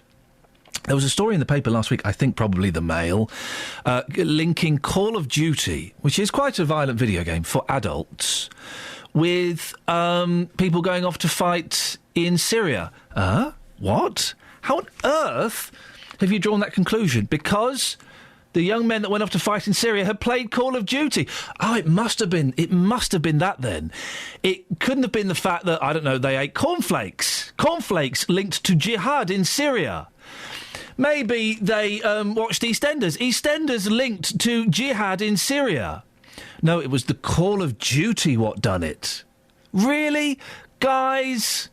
Whenever some psycho kid runs around an American school shooting people. He liked violent video games. Oh, that must be what did it then. In the 80s, it was, he liked violent music. Oh, that must be what did it then. Not the fact that maybe the kid that did it was psychologically damaged, was actually mentally unhinged. Video games are good for you. Fact. 08459 455 555. The other big story, it's on the front page of The Sun. Where have I put The Sun? Here it is. At the going down of the sun, remember them. David Cameron tonight leads Britain in a poignant lights-out tribute to the millions who died in World War I. The PM has ordered every light in 10 Downing Street turned off at 10 p.m. and a single candle placed on the doorstep. So basically, what you're being asked to do, 10 o'clock, you turn off all your lights, maybe leave a lamp on, or a candle if you still have them. Does anybody still got candles? We haven't got candles. We've got birthday candles. I'm not going to light a birthday candle at 10 o'clock. That would be weird. Has anybody still got... Can we go off on this ever such a slight tangent, please? Have you got candles in your house, and where on earth are they? And have you got them somewhere that you could find easily in a power cut? Now, in the 70s and the 80s, when there were power cuts like every 20 minutes... we all knew exactly where the candles were. We don't got any candles anymore. Who has candles? I can turn my iPhone into a torch. It's got a new thing on it. You can turn it into a torch. I only found that the other day. It's brilliant. So why would anybody still use candles? Where is your candles? 08459 455 555 is the telephone number. But also, with this World War I thing, and we're continuing or restarting our World War I series at about 8:15. Will anybody be doing this? Is anybody going to be doing this at 10 o'clock, turning off the lights and lighting a candle? It's a nice idea, but I just wonder if people are actually going to do it. We've spoken to two people. A lady of an age, I think we can say politely, and Luann, who I suspect is older than her voice would imply. I think she's a little bit older. 08459 455 555. 08459 455 555. Yeah, it's a nice idea. Okay, and yeah, of course, we should look back on World War I and remember it. But is anybody really connecting with it? 08459 455 555. Nick's on the line. Morning, Nick. Good morning, Ian. How are you? Do you know what, Nick? I'm all right. I thought I was having a heart attack on Friday. No, I did. Honestly, I thought I was having a heart attack. I went to bed, and suddenly I felt very nauseous, started sweating, and my old chest was going like Billy-O. But luckily I didn't. I'm alive and I'm well. That's a conversation killer. As long as it wasn't an Iain Lee killer, that's the main thing. Nick, what have you got for us? An incident happened last night. It was quite bizarre. It's very unusual for the area. Yeah. I live in Clifton, just outside of Shefford. Yeah. And just about approximately 12:20 last night, there was a vehicle coming up the road called Nearest Crescent, which is near a local Indian restaurant, and it was apparently it was a Jeep Cherokee, and it was speeding up the road. It was like a frenzied movement across the road, and apparently it hit 12 or so cars. I'm not exactly sure, but I just wondered if anybody else had seen or heard. So there was a Cherokee Jeep in a frenzy. Well, it was I don't know. It was waving over the road. It was hitting cars. Oh. It was very, very unusual. Well, it is unusual, and it's done damage to these 12 cars, I'm assuming. Well, I've personally myself, I've seen 3 cars that it's hit and done some, bad damage to, but. There was lots of people in the street last night who said that it had been hit cars in other roads in the other road in the street as well. And did they catch the person that was driving it? No, the person was very erratic, very fast moving, and just drove off. So yeah, nothing was. No, I don't believe yet. Anyway, they've caught them. It's very possible because this happened last night, and I've only just sort of come to this morning. So, Dick, hang on, you've only just come to now? Well, no, I've been awake. It's 20 to 8, mate. What are you doing? I've been up since 4. You're a good man. Yeah. Someone's going to do this rubbish. So just tell us where it was again, Nick, because maybe somebody heard something or saw something. Okay, I do know it was in what I heard was in Newest Crescent in Clifton. Yep. Which is one of the estates, and also there was something happened in Miles Drive, which is another road off Newest Crescent. Cars were hit. It was tyre screeching. There was lots of wavy driving. It was, it wasn't pleasant. It was something that I've never seen before. And I've lived here over 10 years. Well, as long as no one was hurt, that's the main thing. If anybody knows anything about this, give us a call. Nick, you don't know anything about rabbits, do you? Oh no, not recently. Anyway. No. Okay, Nick. Thank you very much. He hesitated for a second there. Was he about to lie to me and pretend he did? 08459 455 555. The reason I mention rabbits, we have Benjamin Bunny, who lives with us and is a joy, an absolute joy. And last night, as I was trying to get him back into his hutch, which is not a joy, I have to play mind games with the rabbit. To get him in the hutch, right, bedtime, I sort of chuck some food at the back of the hutch. And then I have to go back in and watch through a crack in the door. I can't stand outside because he won't go in to the hutch. If I do that, I have to go in and I say, "All right, Benj, I'm off now. See you later, mate." So he thinks I'm going completely. I go in the house, look through a crack in the door, and as soon as I see his backside, his little stubby tail, going into the hutch, I have to creep out quietly and shut the door and lock it. Anyway, his fur's gone all patchy. The fur isn't falling out. It's just kind of different colours. Does anybody know what this... Am I killing Benjamin Bunny? Is it worth taking... I'll have to take him to the vets, won't I? It'll cost a fortune, as those things always do. 08459 455 555. If we have any... basically, I'm trying to get some free veterinarian advice. And why do we use the word veterinarian and veteran, and they're two different things? So one's a war veteran and one's an animal veterinarian. It always confuses me when you talk about... when you watch American films. When I was a kid growing up and you watch American films and someone would say they are a Vietnam vet, you think, what? Why would they be looking after animals in what was an horrific war zone? Why would they have a similar word? Homophones. Oh. Are you a homophone? No, I'm happy with all of those. Homophones are words that... do you know what they are?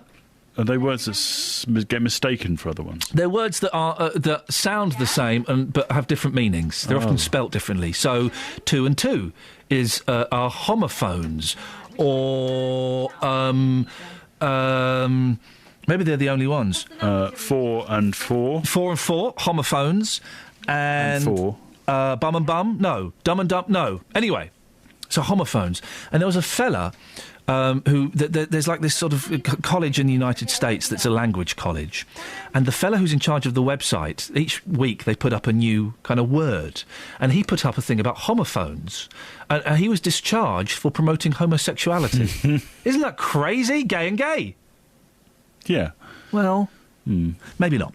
Tony's in Milton Keynes. Morning, Tony. Good morning, Ian. You learn things on this show. Did you know what a homophone was? I thought it wasn't a stereophone. What? A stereophone? Oh, no, it's a monophone, isn't it? Yes, Sorry. exactly. Tony, what have you called in about, sir?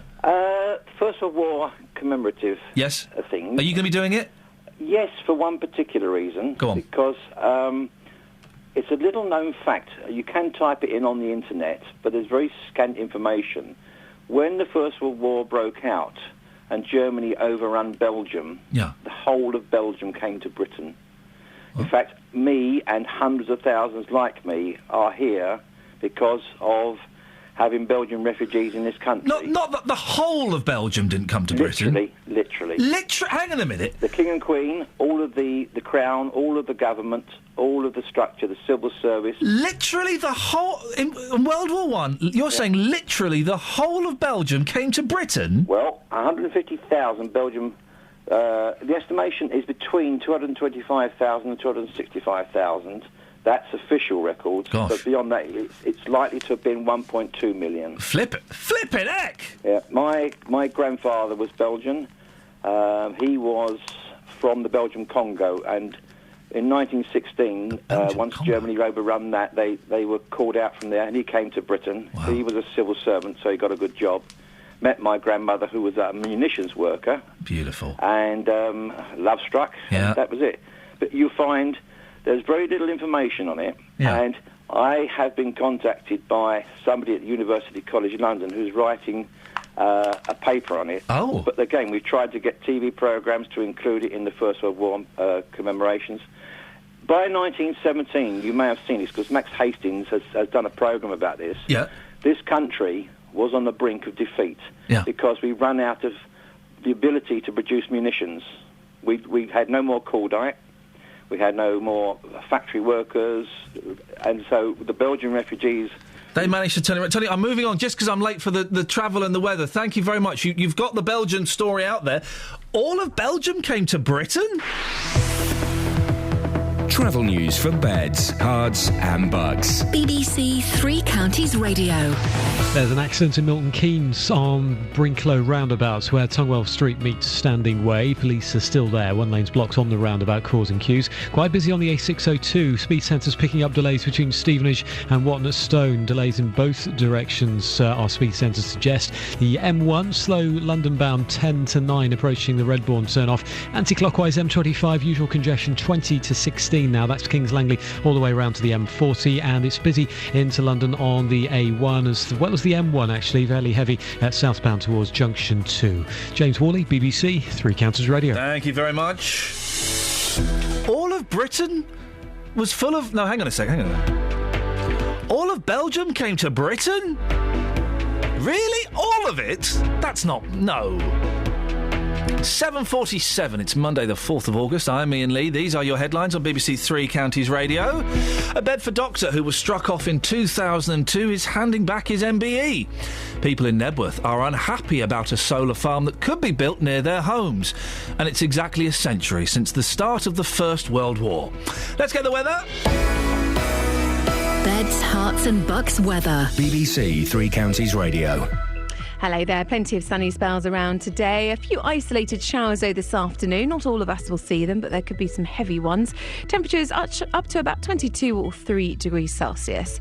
And tonight a largely dry night with clear spells, a little cool, so quite comfortable again, with lows of 12 degrees. And tomorrow after a bright start, it does cloud over somewhat. However, we should still see some sunshine with highs of 22 or 3 degrees Celsius.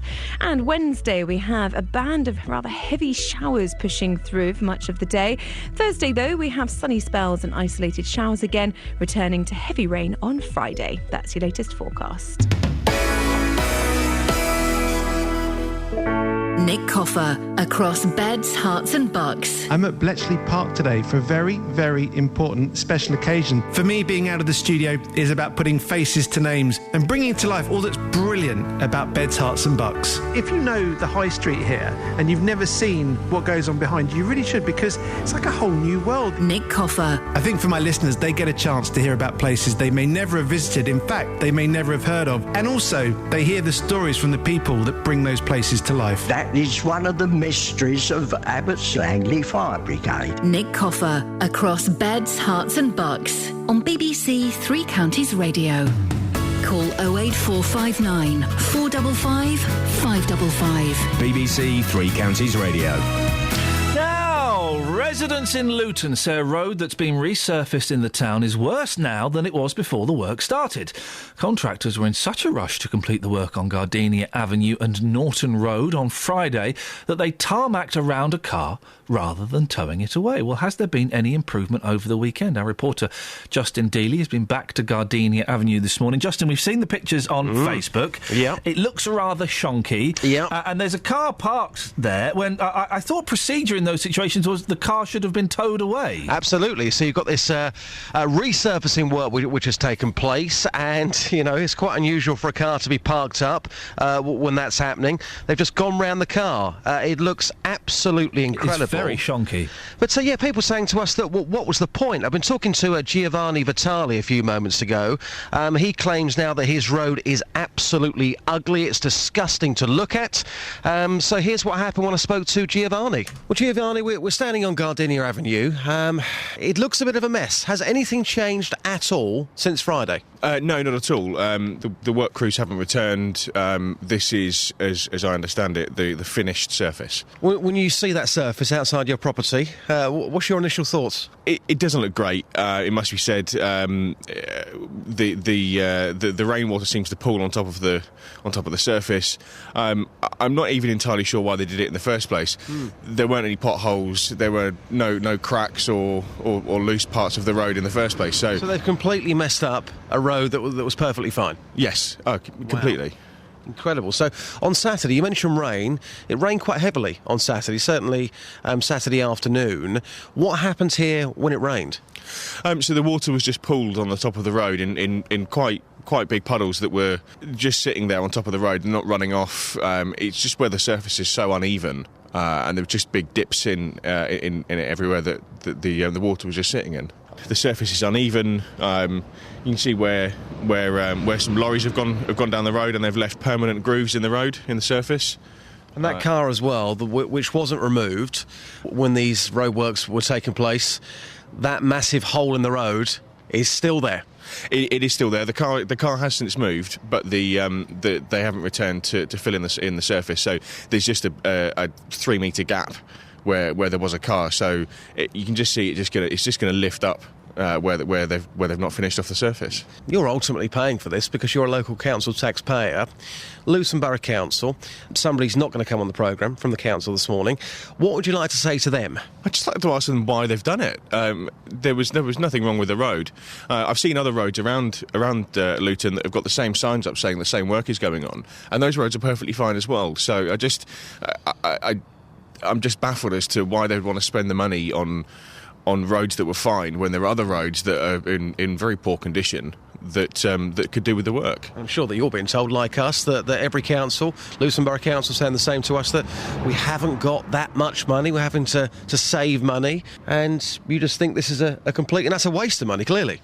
Very much so. And the work crew that were doing the work on Friday were quite open and honest around the work they were doing, and they said that they weren't given very much time, and they weren't the quality of the materials that they were provided weren't fit for the job. And they told you that? Yes, they told us that. They were quite open and honest talking about the work they were doing. You just have to ask, why are you doing it in the first place then? Again, we should go back to the council and put these points to them. Thank you very much indeed. Hopefully this road will start to look better at some point in the near future. Hopefully so. Maybe it'll take a few weeks to settle in, but at the moment it just looks awful. No, roads don't settle in. Bless him. That's the second Giovanni we've had on the show today. Can we make it a hat trick before 8 o'clock? Roads don't settle. Roads is roads. Absolutely. I mean, the council say to us that they're having to find cheaper ways to resurface the town's roads due to severe budget cuts. Well, listen to your punters then, because these people are saying that these roads don't need resurfacing. So why are you spending that money? Giovanni says there many other local roads in the area, they're going to have the same treatment, he believes. So I think we need to get somebody from the council on, forget the statement, somebody come on the programme to explain to us how much this is costing, and as the locals are saying, why are you doing this in the first place? Here's the thing that my old mum never used to say, but someone's mum would have said it: buy cheap, buy twice. Yeah, yeah, seriously. Yeah, absolutely. You try and cut corners, this is a lesson I still struggle with. You try and cut corners to save a few quid, you end up having to do it all over again. Do you know what, boss? What was I saying to you 2 or 3 weeks ago? I wasn't listening. Oh, okay. Shall I repeat it? I mean, I won't listen now, but someone might. Someone might. Go on. Just talking about shirts. You know, I was saying, if you go and buy a decent shirt for, £60 or so... What? Yeah.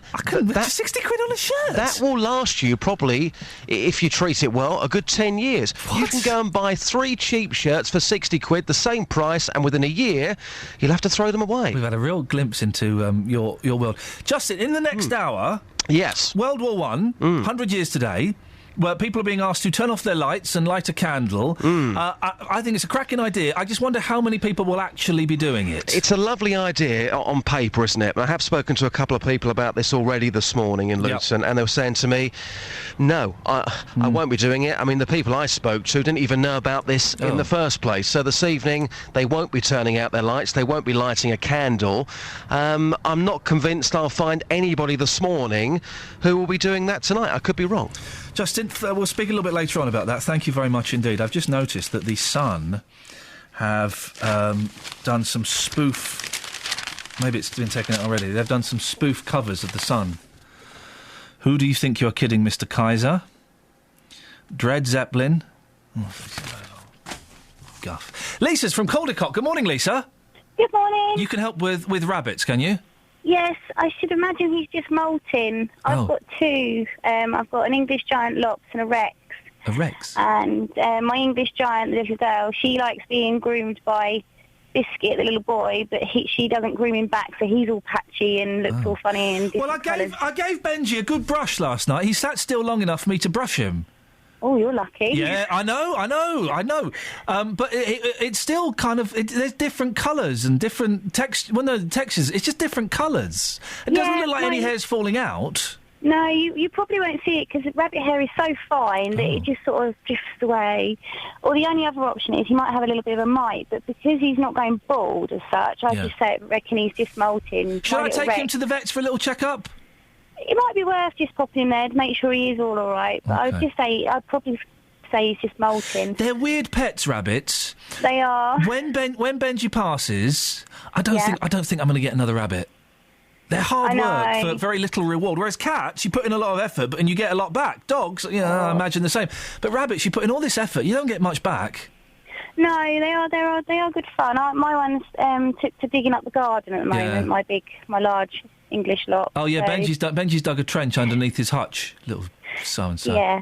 Lisa, I appreciate your help. That's put my mind at ease. Thank you. Earlier on in the show, we spoke to Nick, who told us about a Cherokee Jeep last night. It's 12:20 that had hit several vehicles. Well, Paul Scoynes has been speaking to the Old Bill, the police authorities. What's going on? We've spoken to Beds Police, and they confirmed that there was indeed an incident in Clifton in Bedfordshire last night. Gulp. They say that the investigation, Ian, is ongoing. It was flagged as one to possibly generate media interest. They have recovered a vehicle, didn't confirm what it was. Up to 9 vehicles have been hit and damaged in this one village. Gosh. There have been no arrests so far. So they've got the car that they feel has done this. Yes. They say there are 9 vehicles which have been hit and damaged, and obviously they were appealing for any witnesses that saw this. The police are appealing. They certainly are. Ellis is here. Morning, Ellis. Morning. I've not spoken to you all morning. You all right? I'm good. You all right? Yeah, fine, thanks. Good. Your microphone's a bit buzzy. Is it? Yeah, can you give it a wallop? So much better. Yeah, thanks very much for that. 08459 455 555 is the telephone number. World War One. Video games. It turns out you should be letting your children play video games, guys. It's good for them. Huh? All these people saying, oh, no, it's not, it's horrible and it makes them bad, violent people. No. Turns out it's good for them. Give us a call. Let's have a chat about that. Travel news for beds, cards and bugs. BBC Three Counties Radio. Usual delays on the M1 this morning, 10 down to 9. That's Luton to Redbourne's heavy. Slow into London, passing Edgware on the key, the cameras and sensors. And the anti-clockwise M25, that's slow down towards the M40. A602 east of Stevenage, very slow in both directions for some reason, between Stevenage and Watton at Stone. And on the trains... delays possible on Virgin services because of a train that's broken down north of Birmingham. James Worley, BBC Three Counties Radio. James, thank you very much. So, a couple of things to whet your appetite. And why is it whet? What does whet mean? It's whet, not wet. That's weird, isn't it? I don't know what whet means. Anyway, we're going to whet your appetite. Video games, it turns out, are good for you. Sing hosannas. At last, someone has spotted the truth. And will you be lighting a candle tonight to commemorate World War One? Local and vocal across beds, hearts and bucks. This is BBC Three Counties Radio.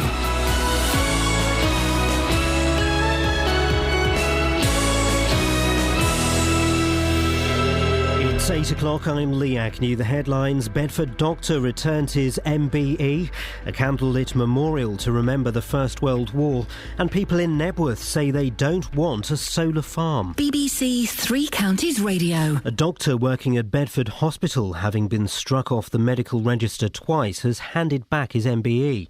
Anjan Banerjee was awarded the MBE in this year's Queen's Birthday Honours List for his work in patient safety. Dr Peter Wilmshurst, who reported him to the General Medical Council, says it raises questions about who's allowed to practice. Some people would say that they would not personally be happy to be treated by Dr Banerjee. I mean, I don't know how his skills have improved since the GMC's hearings, and his conduct has improved, but he has been removed from the medical register on 2 occasions. It's exactly 100 years since the start of the First World War. At 10 o'clock tonight, people are asked to turn off lights and leave a single candle burning for a shared moment of reflection. Dr Stephen Clark is from the Royal British Legion, who want the public to take part. It's really the first opportunity for the whole nation to participate in terms of, at some stage, to reflect on what it means for our history and our identity. And it's really about your personal connection to the First World War and about the cost of that war. 4 men are due to go on trial today accused of murdering a teenager in Bedford. 19-year-old Isaac Stone was fatally stabbed in January. Jane Killick reports. Isaac Stone, a rapper who was also known as Dynamic, was stabbed in Costin Street on the 25th of January. 19-year-old Fahim Khan from Fenlake Road, 21-year-old Mohammed Hussein from Maitland Road and 20-year-old Javid Mir and 18-year-old Rubel Mir, who both come from Costin Street, were all arrested following his death. They're due to stand trial at Luton Crown Court, charged with murder, attempted murder and possession of an offensive weapon. People in Nebworth are fighting plans to have a 50-acre solar farm built behind their homes. It's one of 5 solar farms planned across North Hertfordshire. Nick King, who lives nearby, says putting solar panels in fields is the wrong decision. There's a new government policy that's come out which is suggesting that the energy should be on medium-sized on-site commercial premises. So if there are going to be solar farms like this one, they should be as part of an industrial area, the roofs of industrial buildings, and also the roofs of domestic properties. Residents in Luton say a road that's been resurfaced in the town is worse than before the work started. Contractors tarmacked around a parked car when they began work on Gardenia Avenue and Norton Road on Friday morning. In sport, the Commonwealth Games has come to an end with England at the top of the medals table. And in golf, Rory McIlroy has won the World Golf Championships Invitational in America.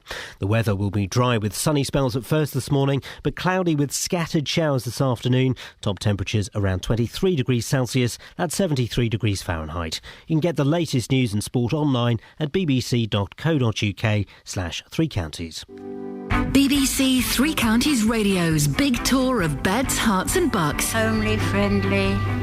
Oh, it's got everything you want. It's all about where you live. It's just a lovely place to live.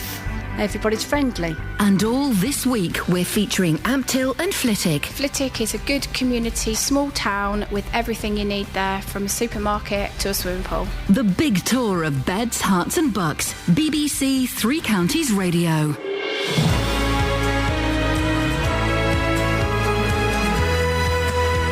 This is Iain Lee, BBC Three Counties Radio. Yeah, it's 4 minutes past 8. That'll do. I just went out for well, it was a wee. I say out, I went to the toilet, but I managed to walk past a window that let me see outside. And what did I see? I saw Justin Dealey working his Vox magic. He was no, he wasn't having a growler. He was chasing a reluctant woman up the street, microphone in hand. Look forward to hearing that audio later on. Coming up in the next hour of the show, we'll be talking about doctors being given MBEs when they've been struck off. Say they, it's only one. World War I. Well, we'll be playing something in regards to World War I, but will you be commemorating it this evening at 10 o'clock? You're being asked to turn your lights off and light a candle. Well, it's a nice idea. Is anybody actually going to do it? Oh, and listen to this. Headline from the Daily Telegraph. Video games make children happier, more sociable and less hyperactive. Where's this come from? Hang on. Oh, yeah, the Games Master. Got there in the end, took an hour. No, it's come from Oxford University. Oh, so it's like proper and stuff. 08459 455 555. Across beds, hearts and bucks. This is BBC Three Counties Radio. On the subject of video games, it's Stephen from Milton Keynes. Morning, Steve. Morning, Ian. How are you, Yeah, sir? I'm good, thank you. What would you like to say? Well, Ian, when I'm not busy being a top international design consultant and designing life-saving liver transplant equipment, there's nothing I like to do more than relax with a game of Titanfall. Now, for those who don't know, maybe you've not heard Steve before. Steve is part of a team, right? Steve is a proper boffin. He's part of a team that basically means instead of when you have a liver transplanted from one area to another, instead of it sitting on ice, well, your machine keeps it alive, doesn't it? That's it. That's one of the products we've designed at my company. So you're proper brainy. What's this game you like playing? Titanfall. I'm sure you're familiar with it. I'm not familiar with this one. Do you know? I've been out of touch with games for a few months now because of the kids. I'm not familiar with this one. But you're responsible for Thumb Bandits. I thought you sort of had your finger on the pulse on this stuff. My finger is slightly off the pulse. I can see the pulse, but very rarely do I get to touch the pulse.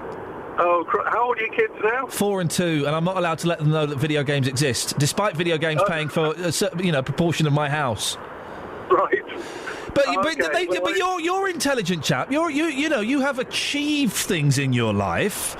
And do you get annoyed when you hear all this guff about video games being dangerous and violent, and they encourage violence?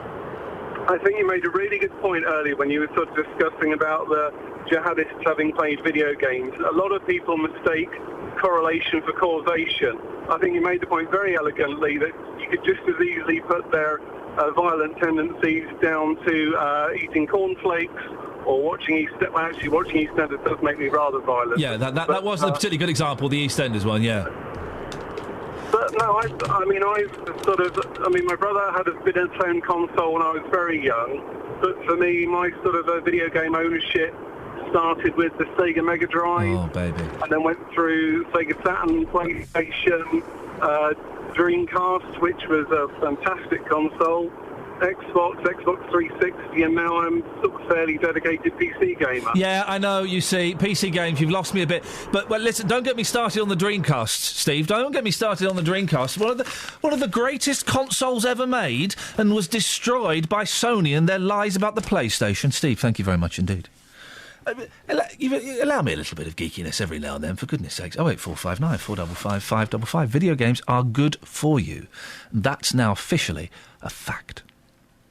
Now, a doctor working at Bedford Hospital, having twice been struck off the medical register, has handed his MBE back, citing media pressure. Anjan Kumar Banerjee was awarded the MBE in this year's Queen's Birthday Honours List for his work in patient safety. Well, Graham Smith is from the organisation Republic, which wants the honours system replaced. Morning to you, Graham. Morning, Ian. Well, why do you want the honours system replaced? Well, the whole system is I don't think it's putting too fine a point on it to say that it's corrupt. I mean, it's basically, there's a whole load of people at the sort of community level who are deserving of some kind of recognition, and they get given the lowest honours. But right above all of that, it's a lot of civil servants and party donors and friends of the party leaders and business people and all these other people, plus another layer of celebrities who just get given gongs to kind of, add a bit of colour and flavour. And I just don't think that that the whole honours system has no value anymore. It doesn't mean anything anymore. And so when someone says, well, a doctor's been given an MBE and then a doctor's given it back, it doesn't really make any difference. It has no value in the first place. Maybe we'll get onto the celebrities in a bit, because that does leave me scratching my head. It seems in this case that the wrong Dr. Banerjee was awarded the MBE. There was another doctor of the same name. The MBE went to the wrong person. That doesn't really say much about the awarding process, does it? Well, no. And in fact, the MPs looked into the process a couple of years ago, and I gave evidence to that committee at the time, and they were saying that the whole process is not only shrouded in secrecy, but rather failing to actually reflect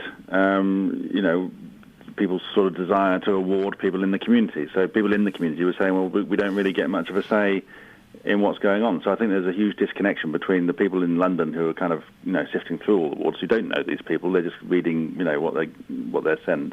And I think that they have a quota. They've got about 1,000 awards each year that they want to give away, and then they just try and fill that quota. And that's going about it completely the wrong way. If people are identified as having done something exceptional, then they should be given an award. And if there's only 10 people that have been identified, then that's fine. Give them to 10 people, and then that increases the value. As with anything in life, if you start flooding the market, then the value goes down. And at the moment, we just throw thousands of them out. People do have a say, don't they? Though, because I could nominate someone.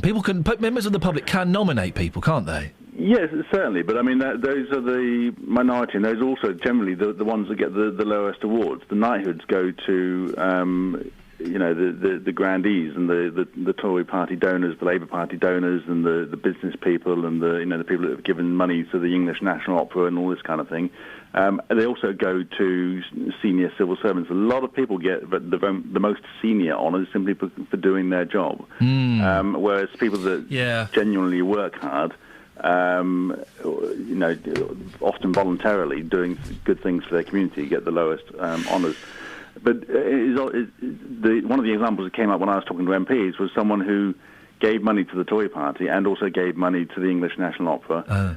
So you effectively you can gave a little bit of money for his. It's a lot of money for us. It's like £1 million or something. Yeah. Now for him, that's not a lot of money. Now if someone else, just a regular person in the street, gave £50 to a charity, they wouldn't get an honour. So it's a huge disconnection between ordinary people's expectations and what actually happens with the honour system. You talk about people getting awards for doing their jobs. The one that really struck me as odd was Sir Bradley Wiggins. He won a bike race, and within moments he gets knighted. What's that all about? Well, I tend to agree. I mean, I think that we've had a really fantastic couple of years in sport, and with the Olympics and the Commonwealth Games and a whole load of other Wimbledon and Andy Murray and so on. But they work hard and they win awards in their sport. Yeah, he won the Tour de France. That's a great award. Yeah, absolutely. And getting a gold in the Olympics is far more prestigious than getting a gong from some anonymous committee in London. And I just think that it's become a little bit farcical, where now we almost automatically expect anyone who wins a medal in sport to then be given a gong, and that again just devalues the whole thing. I also don't get. I can understand some celebrities, maybe someone like Paul McCartney getting something because he has generated lots of money for the country and he's been an ambassador. But people like Bruce Forsyth and other TV people, they do really well. They get paid really well. They have really cushy jobs. They've got the celebrity and all that comes with it.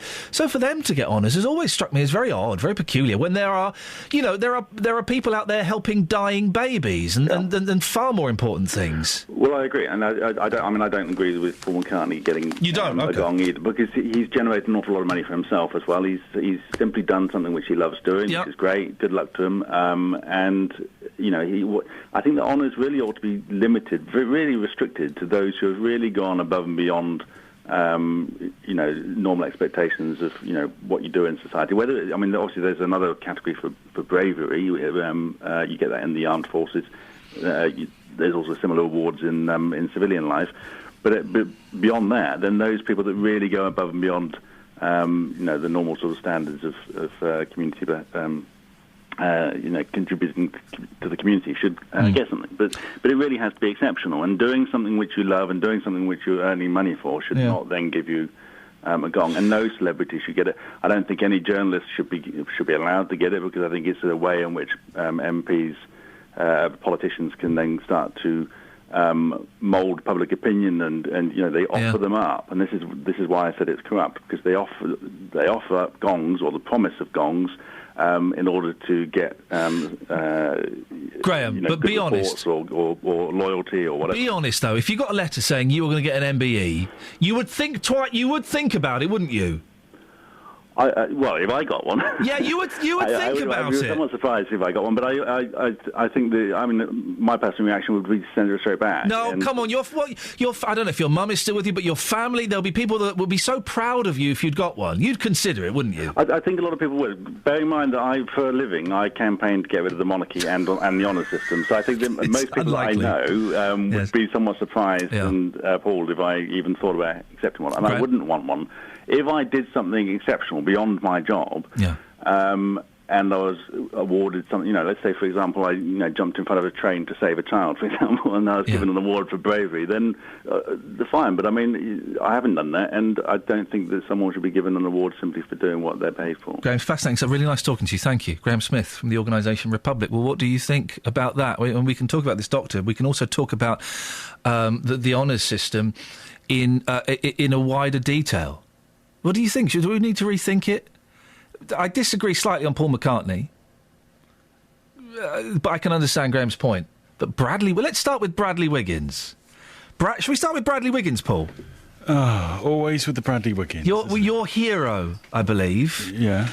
Bradley Wiggins, let's start with this point and we'll work forwards or backwards. Bradley Wiggins should not have been knighted for doing well in a cycling race. First Brit to ever win the Tour de France. OK. It's quite an achievement. Yeah, his achievement was winning the Tour de France. Arguably the hardest sporting event in the world. Goodness sake. The Tour de France, the hardest cycling event in the... All right, think of a harder one. Did you say sporting or cycling? Sporting event. Oh, mate! Get out of it! Have you ever tried to throw a dart accurately when you've got 1,000 screaming drunk people shouting at you? Yeah, exactly. Travel news for beds, cards and bugs. BBC Three Counties Radio. Well, on the M1, delays on the southbound carriageway towards Luton at Junction 10. Congestion from Toddington services on the sensors. And then into London is slow moving towards Junction 2. The left lane is closed just before the exit slip road at Five Ways Corner. Queues from Gateway services.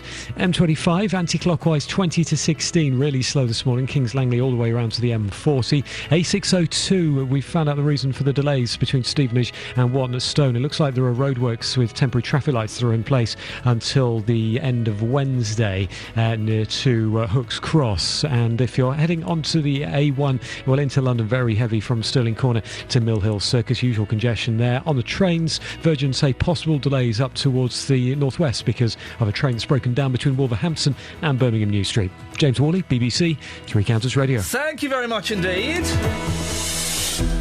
I've just sent Jonathan Vernon-Smith away with a flea in his ear. We're doing World War I in a minute, and so I've asked JVS to come back at 8:30. I hope he doesn't mind, and I hope you don't mind, dear listener. We'll speak to Jonathan just after 8:30. Right now, though, it's 8:18. It's Monday, the 4th of August. These are your headlines on BBC Three Counties Radio. A Bedford doctor who was struck off in 2002 is handing back his MBE.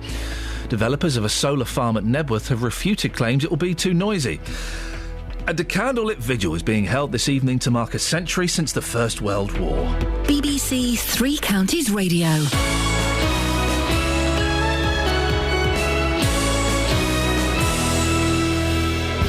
BBC Three Counties Radio's big tour of beds, hearts and bucks. Good wide age range of people. It's up and coming. There's lots of new developments going on. All this week we're featuring Ampthill and Flitwick. It's a small town, so you can come here and do all your shopping. Homely, friendly. Oh, it's got everything you want. Inviting everyone to where you live. I would say it's a very vibrant place. There's lots of facilities here. It's just a lovely place to live. Everybody's friendly. If you've got a story everyone should hear about, let us tell them about it. Ampthill is a fantastic Georgian town. Flitwick is a good community, small town with everything you need there, from a supermarket to a swimming pool. The big tour of beds, hearts and bucks from BBC Three Counties Radio. Now, 100 years ago today, Britain declared war on Germany. If you want to give us a call about the campaign to have a candle lit in your window, will you be taking part, yay or nay? 08459 455 555. The war finally ended on November the 11th, 1918, with more than 9 million dead. And in the intervening years, everything changed. Recently, some old police records were found in Bishop's Stortford, which shine a light on how the war altered policing on the home front. Well, BBC Three Counties' Tara Gungerfall went to Bishop Stortford Museum to find out more. In 1996, I think it was, they were redeveloping the police station. The builders found this pile of old records. They didn't know what to do with them, so they went to the police station. I'm Sarah Turner, I'm curator at Bishop Stortford Museum. What you see within the records is the war at home in microcosm through the eyes of those policemen and what they're actually doing. Inspector O'Connor's journal from 1915 is very detailed. The 11th of February. Received report of attempted suicide of a private from the Beds Regiment of Bartholomew Road by shooting himself with a rifle. Removed him to hospital. And that's all there is in there. But a few days later, he goes to the hospital to check up on him. I'm Andy Bliss, Chief Constable of Hertfordshire.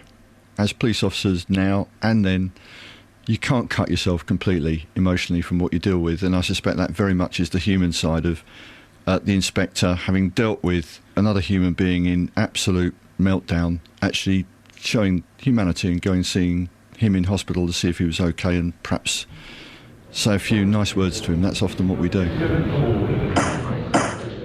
There's more detail at the petty sessions. You find that he was in the dock with his left arm in bandages. He was a private, was in the firing line for about 2 months before returning on sick leave. His wife describes how he was behaving. So he seemed very ill, couldn't get much sleep, had nightmares, could not sleep as he was afraid that something would happen. He used to get out of bed and walk about. During the day he was okay if she was with him, and he was about to go back to the front. And there's Inspector O'Connor, who obviously moved after that point to a different station, giving full description, and it goes on. And then he said to his wife, "You think you'll be able to keep an eye on your husband now he's getting stronger and see that everything is all right?" And she said yes. And I think that's really interesting, because if you think about how hard people were at the front on people who tried to shoot themselves to get out of battle, compare it to that. I find that fascinating. Plainclothes duty in Bishop Stortford town re complaints received of stolen fruit. The newspaper will report on serious cases, but 2 boys stealing gooseberries from somebody's garden, they don't report on. But actually, for me, that's equally important, because scrumping becomes something that is quite a serious offence in many ways at a time in 1917 when rationing is in place, which explains why a policeman spends 6 days sitting outside a chicken coop to catch a dog who's killing chickens. Almost 100 years old, absolutely fantastic. Pocket notebook entries. Very much something I'm familiar with from when I was a young PC. Well, if you'd like to find out more about the role that local people and places played during the First World War, you can visit the BBC's World War I at homepage. Click on bbc.co.uk/WW1, the number 1. You'll also be able to see and hear how World War I changed life in Beds, Herts and Bucks. And tomorrow we'll hear about the role that Cardington Sheds near Bedford played during World War I. Call 08459 455 555. BBC Three Counties Radio. Ruth in Marston Mortain. Morning, Ruth. Good morning. How are you? I'm all right, thank you, Ruth. What have you got for us? I haven't phoned for a long time with anybody, actually, because we're living with son at the moment. Oh. Well, we're in the middle of moving. Oh, OK. And we haven't found anywhere yet. Oh, so how long... You're living with your son? Yeah, we were fed up with it, so we just sold the apartment.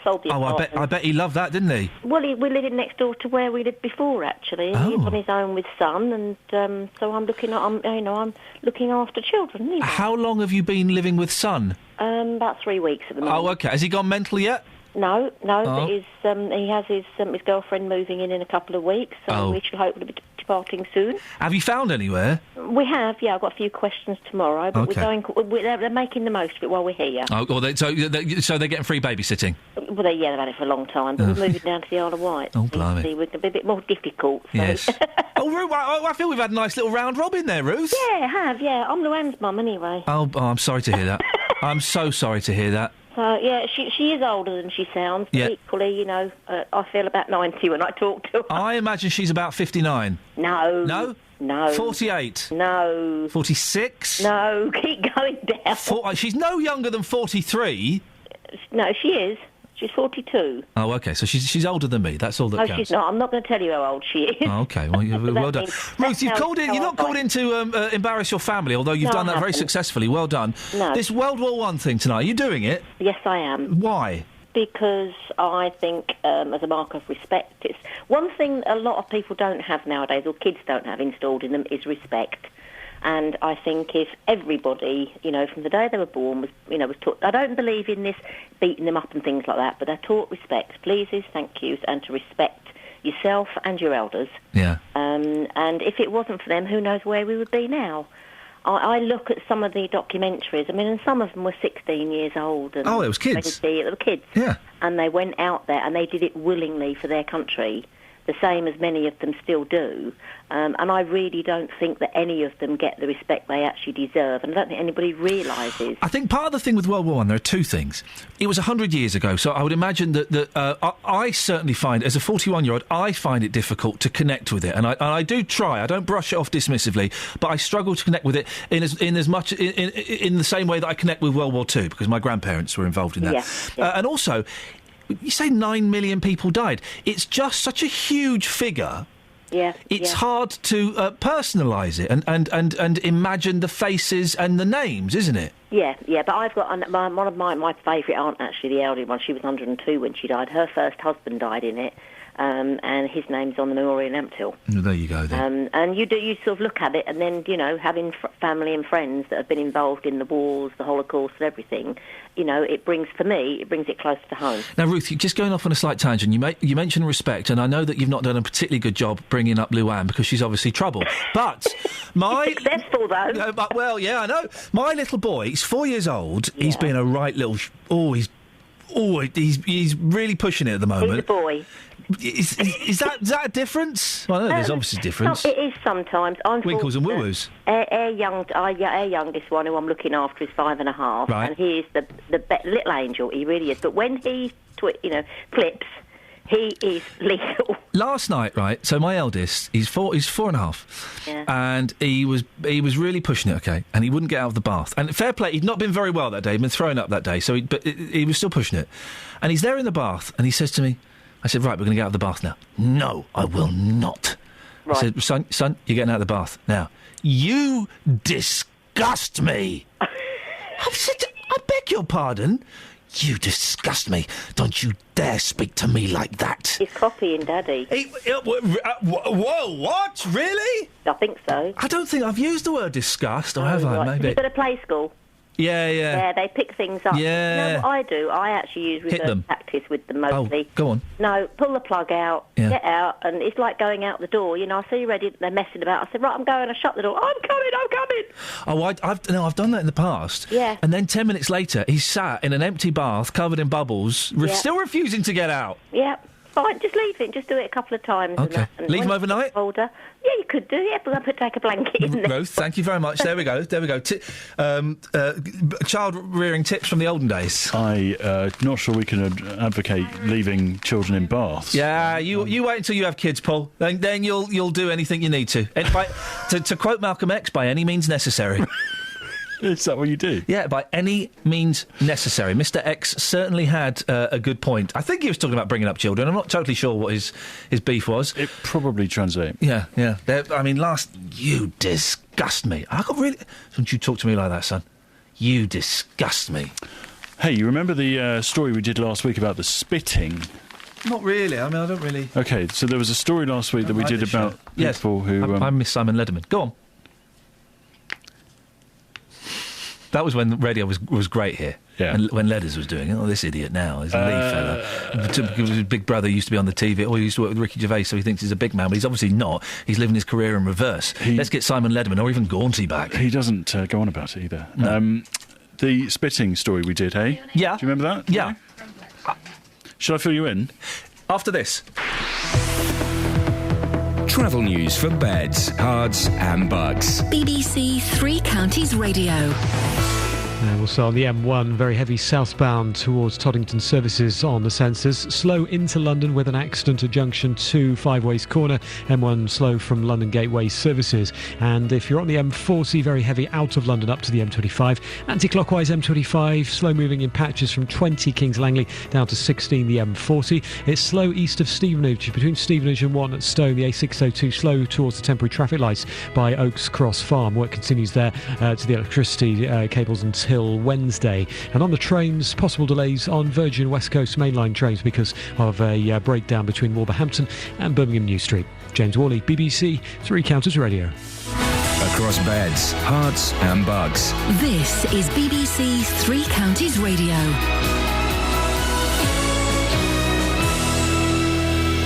It's 8:30. I'm Iain. Can you the headlines? Questions are being asked about the honours system after a Bedford doctor who was struck off twice was awarded the MBE. Anjan Banerjee now says he's handing the honour back. A solar energy company is refuting claims that a solar farm at Nebworth will be noisy. Solstice Renewables is planning to build the farm on a 50-acre site. Residents in Luton say a road that's been resurfaced in the town is worse than before the work started. Contractors tarmacked around a parked car when they began work on Gardenia Avenue and Norton Road on Friday morning.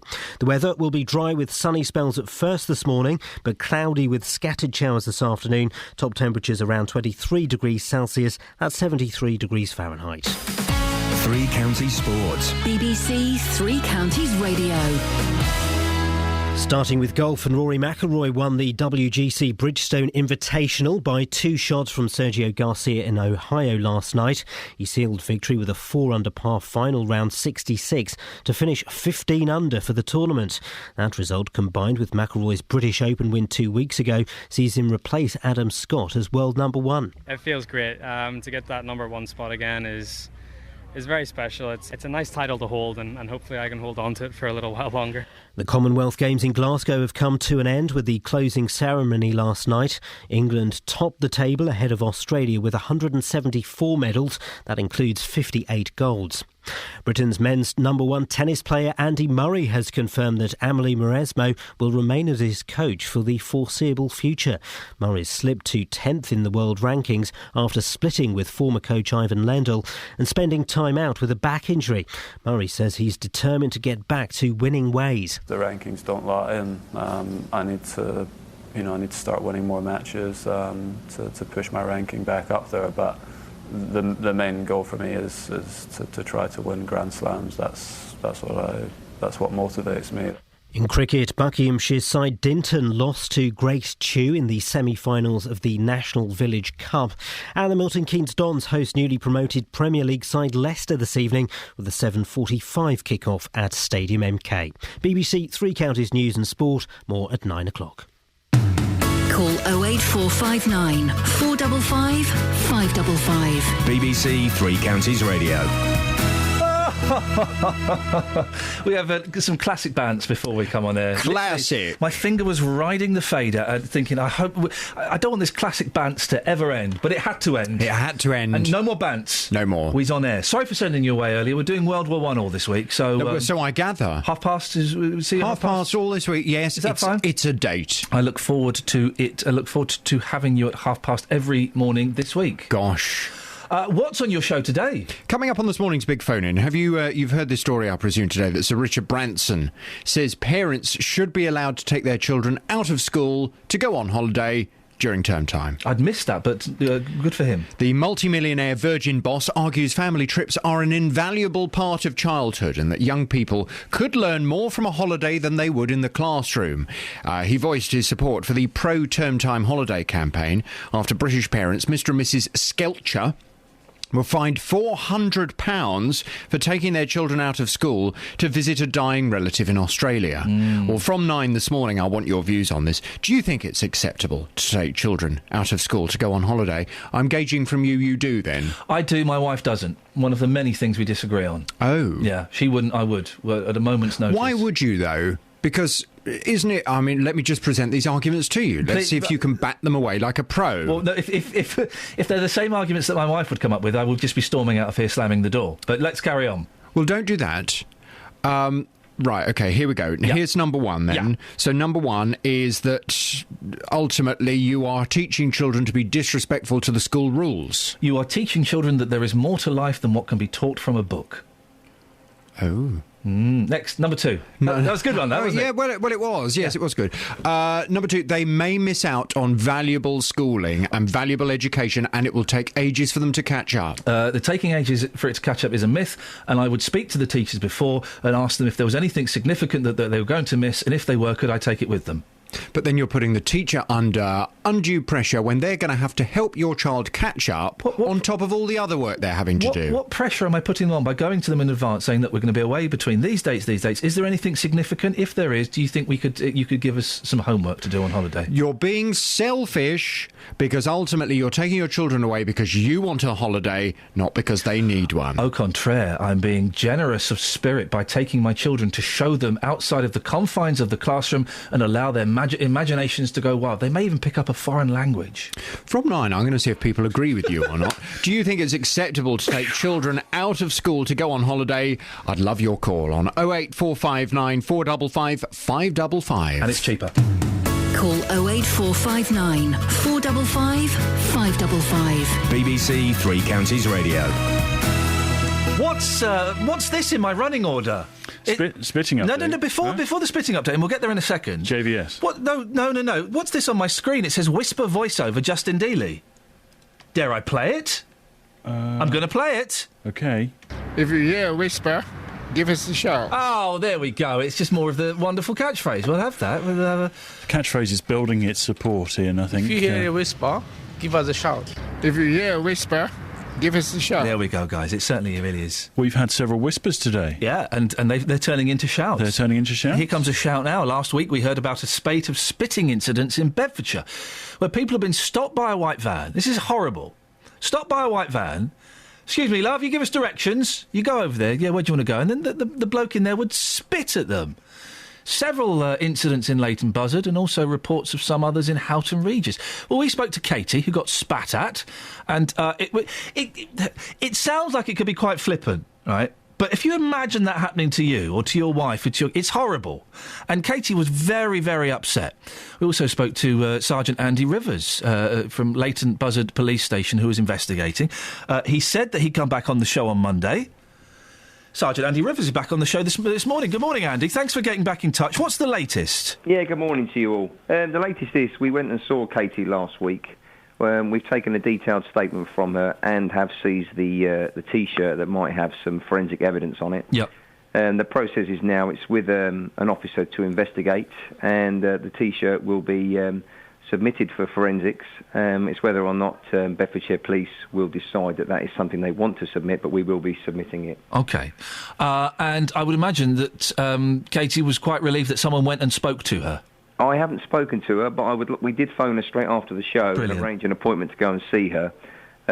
All 4 of the offences that we've got have all been pulled together now, so one person's investigating it rather than it being individual officers. OK. So all being well with the 4 of them, we might get a positive result. I say, on the night before I went on the show, the van was stopped. Yeah. We do know who was in the van. I think it's just a matter of putting everything together and hopefully getting a positive outcome. All right, listen, I can understand why you're being a little bit cagey today, as now it's an ongoing investigation. Maybe we can speak to you at some point. I know you're busy and you're off and about, but speak in a few weeks and just follow this up and see how it's going. Not a problem at all. Andy, I appreciate your time. Thank you very much indeed.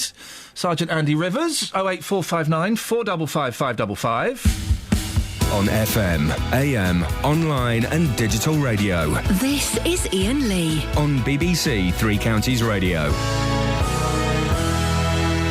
If you hear a whisper, give us a shout.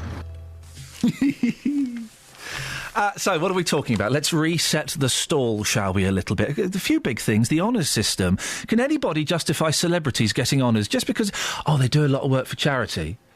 Well, really, did Bruce Forsyth get knighted in the end? If he did, the only reason he done got the knighthood was because he was kicking off and having a bit of a hissy fit that he hadn't received a knighthood.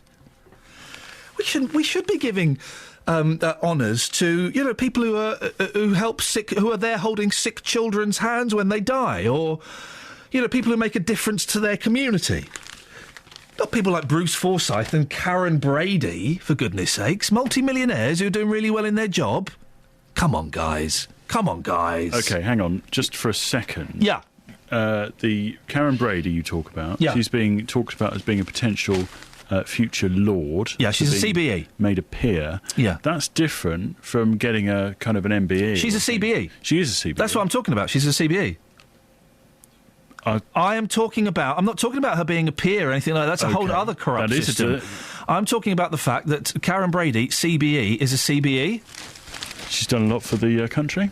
What? Replacing Margaret on The Apprentice? Really? Yes, Margaret did give me and my wife a very dirty look on an EasyJet flight to Greece once because we had children with us. How dare you? Filthy look.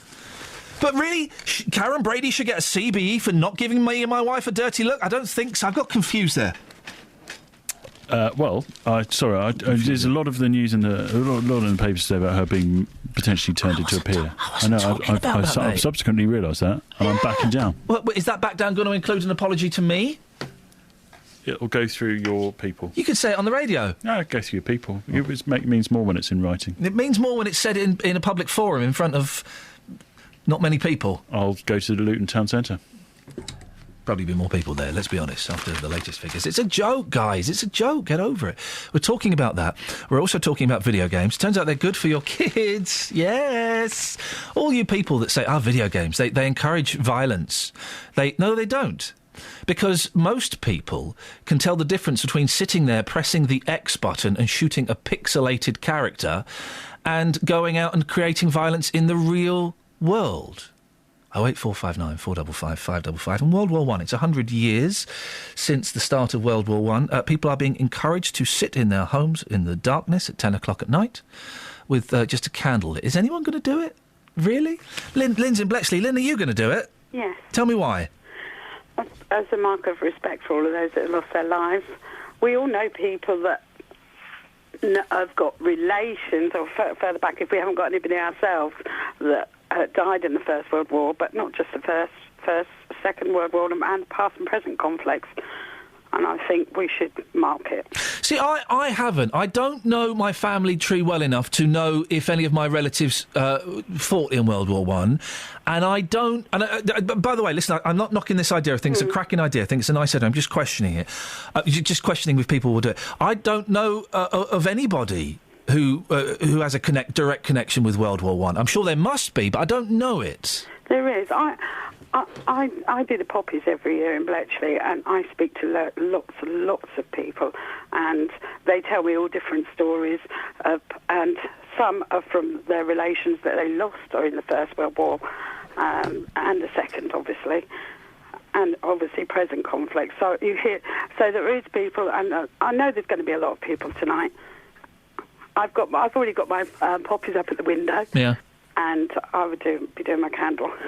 Lynn, by the way, have you got? Did you have to go and buy a candle specially, or have you got like candles in a drawer somewhere? No, I've got a candle, but I've also got the battery candles. Oh yeah. Yes. Oh no, you're not going to use one of those tonight, are you? Well, no, I'm not. No. I'm going to take one round to a couple of people in the bungalows. Oh, where I live. Again, very generous of you. I hate the battery candles. No, but these look at originals. Really? They can't have a problem. Oh, okay, all right, fire hazard. And about your little boy. Yeah. You need a naughty step. I thought, because the thinking on how we bring up our kids changes like every 5 minutes. I thought the naughty step was kind of out of favour again. Well, I don't. I had a naughty chair, but I also had the naughty step. Naughty chair. I had 5 children of my own, but I also took in some children. So it came in very handy. And where I live, one of the little boys, one of my sons, absolutely adored to be outside playing on that field. Yeah. I live facing on a field. And I used to make sure he was sat and see all the other children. Oh, God, you were torturing him! I know! Lynn. It wasn't for long. It was only 5 minutes. Time out. OK, Lynn, thank you very much indeed. I thought naughty steps were out of favour now. I thought they were kind of gone a little bit. Do they work? Because the only experience I've had is of friends' children's, and as soon as they've been put on the naughty step, they wander off the naughty step. I once heard a former colleague. I phoned her up, and she was in the process of releasing one of the children from the naughty step. Wow. And it was... I'd never heard this tone of voice from her. Have you learnt your lesson? Yes. Are you going to say sorry? Sorry? And a really sarcastic... Right, off you go. So I don't think that lesson had been learned. Harriet is on the line. Morning, Harriet. Hi, Ian. Hi, Harriet. What have you got for us? I've got some bunny rabbit info. Oh, here we go. My rabbit, his fur is going all different colours and patchy. What should I be worried? No. Oh, thanks for calling. He's caught the sun. Excuse me? He's caught the sun. Oh, flippin' it. She's a nut job. No, seriously, I've had 9 rabbits. Yeah. He's just been in the sun. Their fur naturally gets bleached by the sun. Right. I mean, one of mine is really blotchy at the minute. Yeah. And it's purely suntan. And as for putting him away at night, do you feed him in the morning? Feed him? Yeah, when do you feed him? You're meant to feed them? Yes, feed them. Oh, crikey. I suppose we could start feeding him in the morning. I just assumed No, I'm thinking, they were self-sufficient. if you're trying to put them away at night, don't feed them until they're in their hutch. So He won't get into the hutch until I have to put the food in the hutch to get him in the hutch. Yeah. Yeah. Yeah, but you don't give him any food in the morning. Because if he knows his food is at bedtime, he's more likely to come in. I thought you were supposed to feed them... You're supposed to feed them twice a day. Mm-mm, once. Ah. Depends on the breed. What breed's Benjamin? He's a bunny.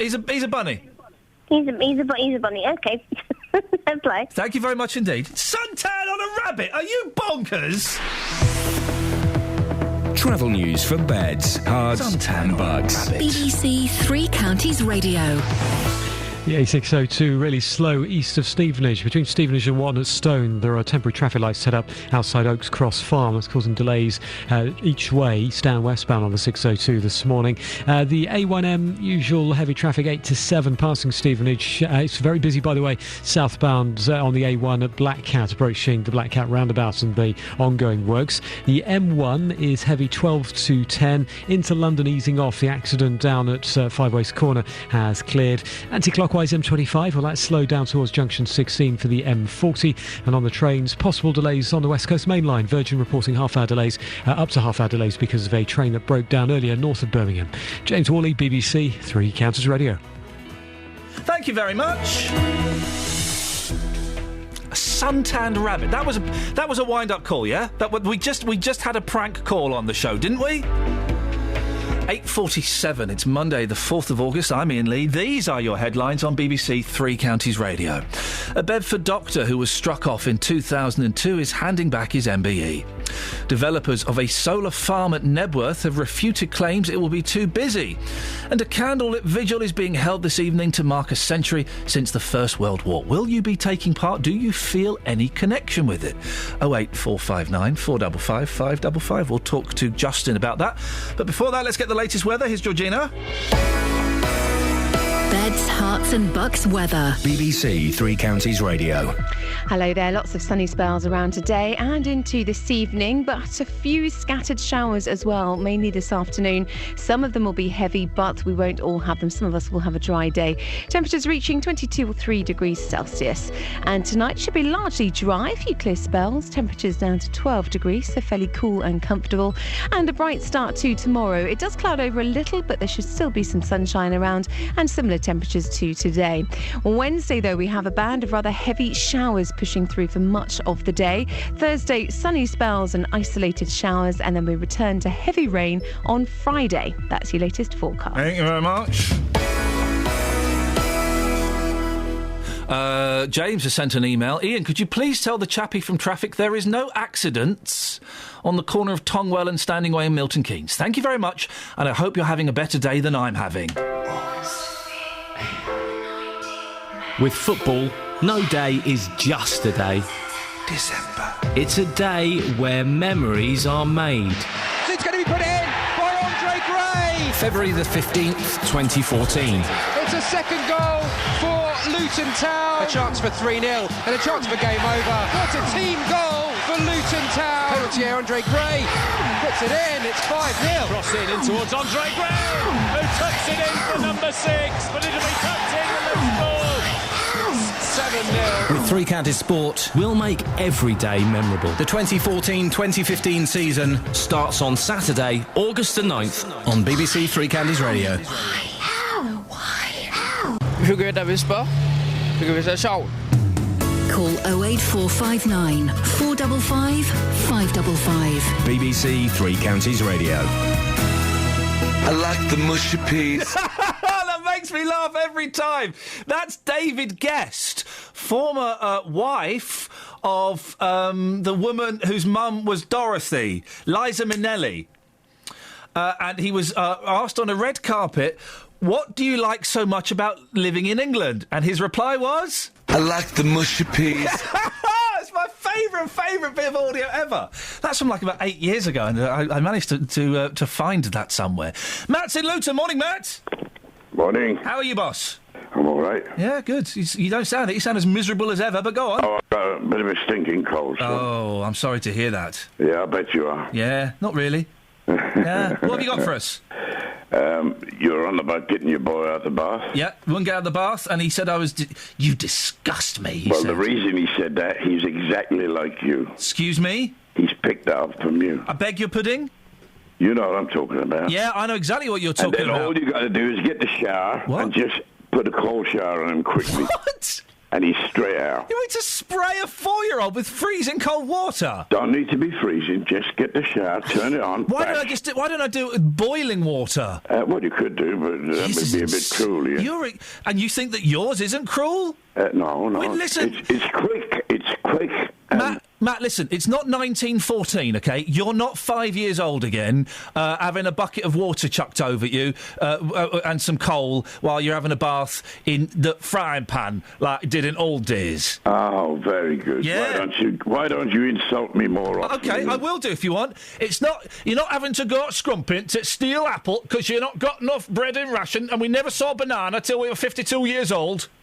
Well, there you go. There you go. You see where your children pick it up from? Probably from you. No. Probably from grumpy old people like you. No, I haven't got a morning show. You have, and he probably listens to it. Yeah. And thinks, that's my dad. I'm going to copy him. He thinks Matt in Luton is such a pain in the old... Pain in the old arsenal, yeah, I know. Yeah, pain in the arsenal, yes. Yeah. I'm gonna be really grumpy and miserable and rude to my daddy like Matt is, despite the fact that my daddy is an awesome guy and is one of the most awesome people in the world. And you're talking about me again? No, talking about me! Oh, sorry. Go on, tell me about rabbits. They can't get suntan, can they? I'll tell you, Ian, this is serious. My cat has got a sunburn. Oh, God. And honestly, Ian, now listen to this. Just listen. No. Listen, Matt, I think... will you listen? No, I won't, mate, because you're talking rubbish. I'm not. I think for your own self-respect, we should stop putting you on the air, because you're obviously starting to lose it a little bit. Well, I haven't been on for ages. Yeah, Ian. there's a... And everybody's mourning because I'm not on. Who's moaning? All my friends in the Leicester Arms, they keep saying, Matt, you haven't been on for 3 days, 4 days. What's going down? Yeah, the reason they're moaning, Matt, is because they're moaning because you're in the Leicester Arms with them. I said, no. I said, it's Ian. He's got so much trouble trying to get his son out of the bath. Yeah, I've got standards, Matt. And I just think that you're obviously losing the plot a bit, and as a sign of respect, maybe we should stop putting you on the air. Your cat has got suntan. I said to you, come up to the Leicester Arms. You want a bit of an argument. Yeah, if I come to the Leicester Arms, you'll get more than an argument, Matt. You'll probably get a slap. I'd enjoy that, Ian. Really? Yes. Why? You kinky devil. Thank you, Matt. Ta-ta. What's a random phone call, Justin? Boss, he's got a point. Sorry? He's got a point. What point has he got? I've got a story here for you. If you hear a whisper, give us a shout, by the way. But, yes, my mum... Hugger whisper. Give us a shout. Yep, that's him. People now coming up to me about the show's catchphrase. Yeah, my mum used to have 2 white cats, Duchess and Bianca. Who? Duchess and Bianca. Oh, for goodness sakes. Mother and daughter. Yeah. Now, Duchess was okay, but Bianca used to have to put sun cream on her ears. Oh, mate. And, unfortunately, she got cancer on her ear. She had to have her ear removed. So it can happen to pure white cats. Because she was allergic to sun cream? No, nothing to do with that, but pure white cats, they have red ears. Dave, can you believe this? I can do in a sense, yes. Well, what sense? Well, about this cancer on animals and humans, yeah. But on these cats or rabbits losing fur, going bald and everything else, like you, right? Haven't you noticed this change in the weather? Yes, it's hot. It's summer. No, it's going colder. No, it was hot this weekend, mate. No, No, it was hot cold. I'm standing outside. It was hot this weekend. Garden. Hold on. No. They're all losing their fur now, getting ready for the winter. I've not spoken about... They don't lose their fur in winter. They lose their fur in summer. They get their fur back in winter, Well, that's what I'm saying to you. You just said they were losing their fur for winter. Now. They're losing their fur for No, but summer. the rabbit isn't losing his fur. That's not what I said. He is. He's going. He told us he's going bald. No, I didn't. You just do not listen, Dave. I'm really getting angry now. You don't listen. Oh, yeah, go on. Yeah, I said his fur's gone patchy. It's in different colours. He's not losing it. Because their hair's falling out. He's not losing it. It's gone patchy. Yeah, because he's losing it. No, he's losing the hair. He's not losing it. It's gone patchy in colour. Right, listen, Dave, I know you've called in about video games, but Justin has got a piece for us, and then we'll come back to you if we've got time, OK? OK, right. yeah. Oh, flipping heck. Wow. Yeah. What is with the attitude, Dave? Pardon? So, Justin. Yes. World War One. Is anybody going to be lighting a candle tonight? Yes, the 100th anniversary. I've been asking people if they will be turning off their lights this evening for an hour. Also, if they have a connection to World War One. Pretty poor response, but I found some people in the end. Here's what they had to say. Dave? Yes? Could you stop breathing so heavily and have a little bit of respect, please? I'm not breathing heavy. I'm just standing here minding my own business like you should do. My mum's brother. He died in it. But this evening, your lights at 10 o'clock, will they be switched off? Yep. Yeah, they will. They died to give us this, didn't they, really? They did. Absolutely. I mean, you're the first person I've spoken to in, 30 minutes who knows about this evening, who's going to be doing that. Does that make you feel quite sad? Yes, it does, actually. Yeah. Veronica, you will be turning your lights off this evening. Most people I'm talking to on the streets, A, didn't know, and B, if I'm being brutally honest, they couldn't care less. What do you think about that? I think it's very wrong. I mean, they fought for us. We wouldn't be here today if they hadn't fought that war for us. You know, I mean, they gave their lives. A lot of them very, very young people. Very, very young people. Lost their families and everything, homes and everything. And they should be remembered. But at the end of the day, you know, I mean, it's their bravery that fought our war for us. Marjorie, you have a very strong connection to World War One, that being your father. Tell us more about your father. He joined up when he was about 17, and then he was captured just towards the end of the war. And a German that had lived in England recognised him, and he cut the barbed wire because in those days there weren't camps. They were all enclosed in barbed wire. And they escaped, and they, of course, had to walk through to get home, got through to Belgium, and the peace was declared. So, of course, he just got home then. But instead of the Red Cross, there used to be societies that helped prisoners. And right up until I was about 10 or 11, he still had parcels from this Lady Victoria Herbert, her name was, from London. Who she was, I don't know. Absolutely extraordinary. So this evening, I'm sure your message will be at 10 o'clock, turn your lights out. Let's remember these heroes who fought for us. Yeah, remember. Because there was so many young people that I don't think today they'd get the volume of volunteers if there was another war that they had. You know, they were so patriotic. Did that First Lady say her mum's dad died in World War One? No, brother. Oh, yeah, her mum's brother? I think she was confusing the wars. I don't think so. I mean, how old was that lady? It's going to be very rude of me to even guess here. I would probably say that she was in her late 60s, early 70s. 70? So, mum's brother. Okay, possibly. All right, possibly. Okay. She had a very young voice. Some great stuff there, great stories. Yeah, but I mean, it's sad though, because you go out this morning and most people haven't got a clue what you're talking about. Of course, today being a very, very special day, this evening at 10 o'clock, turn your lights off, light a candle. Let's remember these heroes. Hopefully, we've got the message out there and we can make a bit of a difference. Do you know what? If I weren't, I will be asleep. If I weren't asleep, I would probably do it to have a moment's reflection. I think you would do, absolutely. I think, hopefully, the majority of people, when the news gets out today, the majority of people hopefully will do something tonight to remember these heroes. Justin, good stuff. So you can do sensible stuff when you try? Yeah, sometimes. How's your nipple? It's fallen off. OK, thank you very much. Dave! Yes? You wanted to talk about video games? You're going to switch me off, mate, because it's 9 o'clock, isn't it? Correct. Go on. So perceptive. Travel news for beds, or predictable. Herts and bucks. BBC Three Counties Radio. The southbound A1 towards Black Cat, usual congestion into the roadworks. Delays passing Stevenage on the A1M at 7. A602 east of Stevenage towards Watton Stone, slow into the ongoing works. Temporary traffic lights are in place for electricity works. And the anti-clockwise M25 slow down to 16. First Capital connects delays down through London because there are signalling problems at London Bridge. James Woolley, BBC Three Counties Radio. Thank you, James. Misery on Twitter rather astutely says, in capital letters, who the hell calls a cat Bianca? JD's mum, that's who. Jonathan's up next. We're back tomorrow at 6. Ta-ta.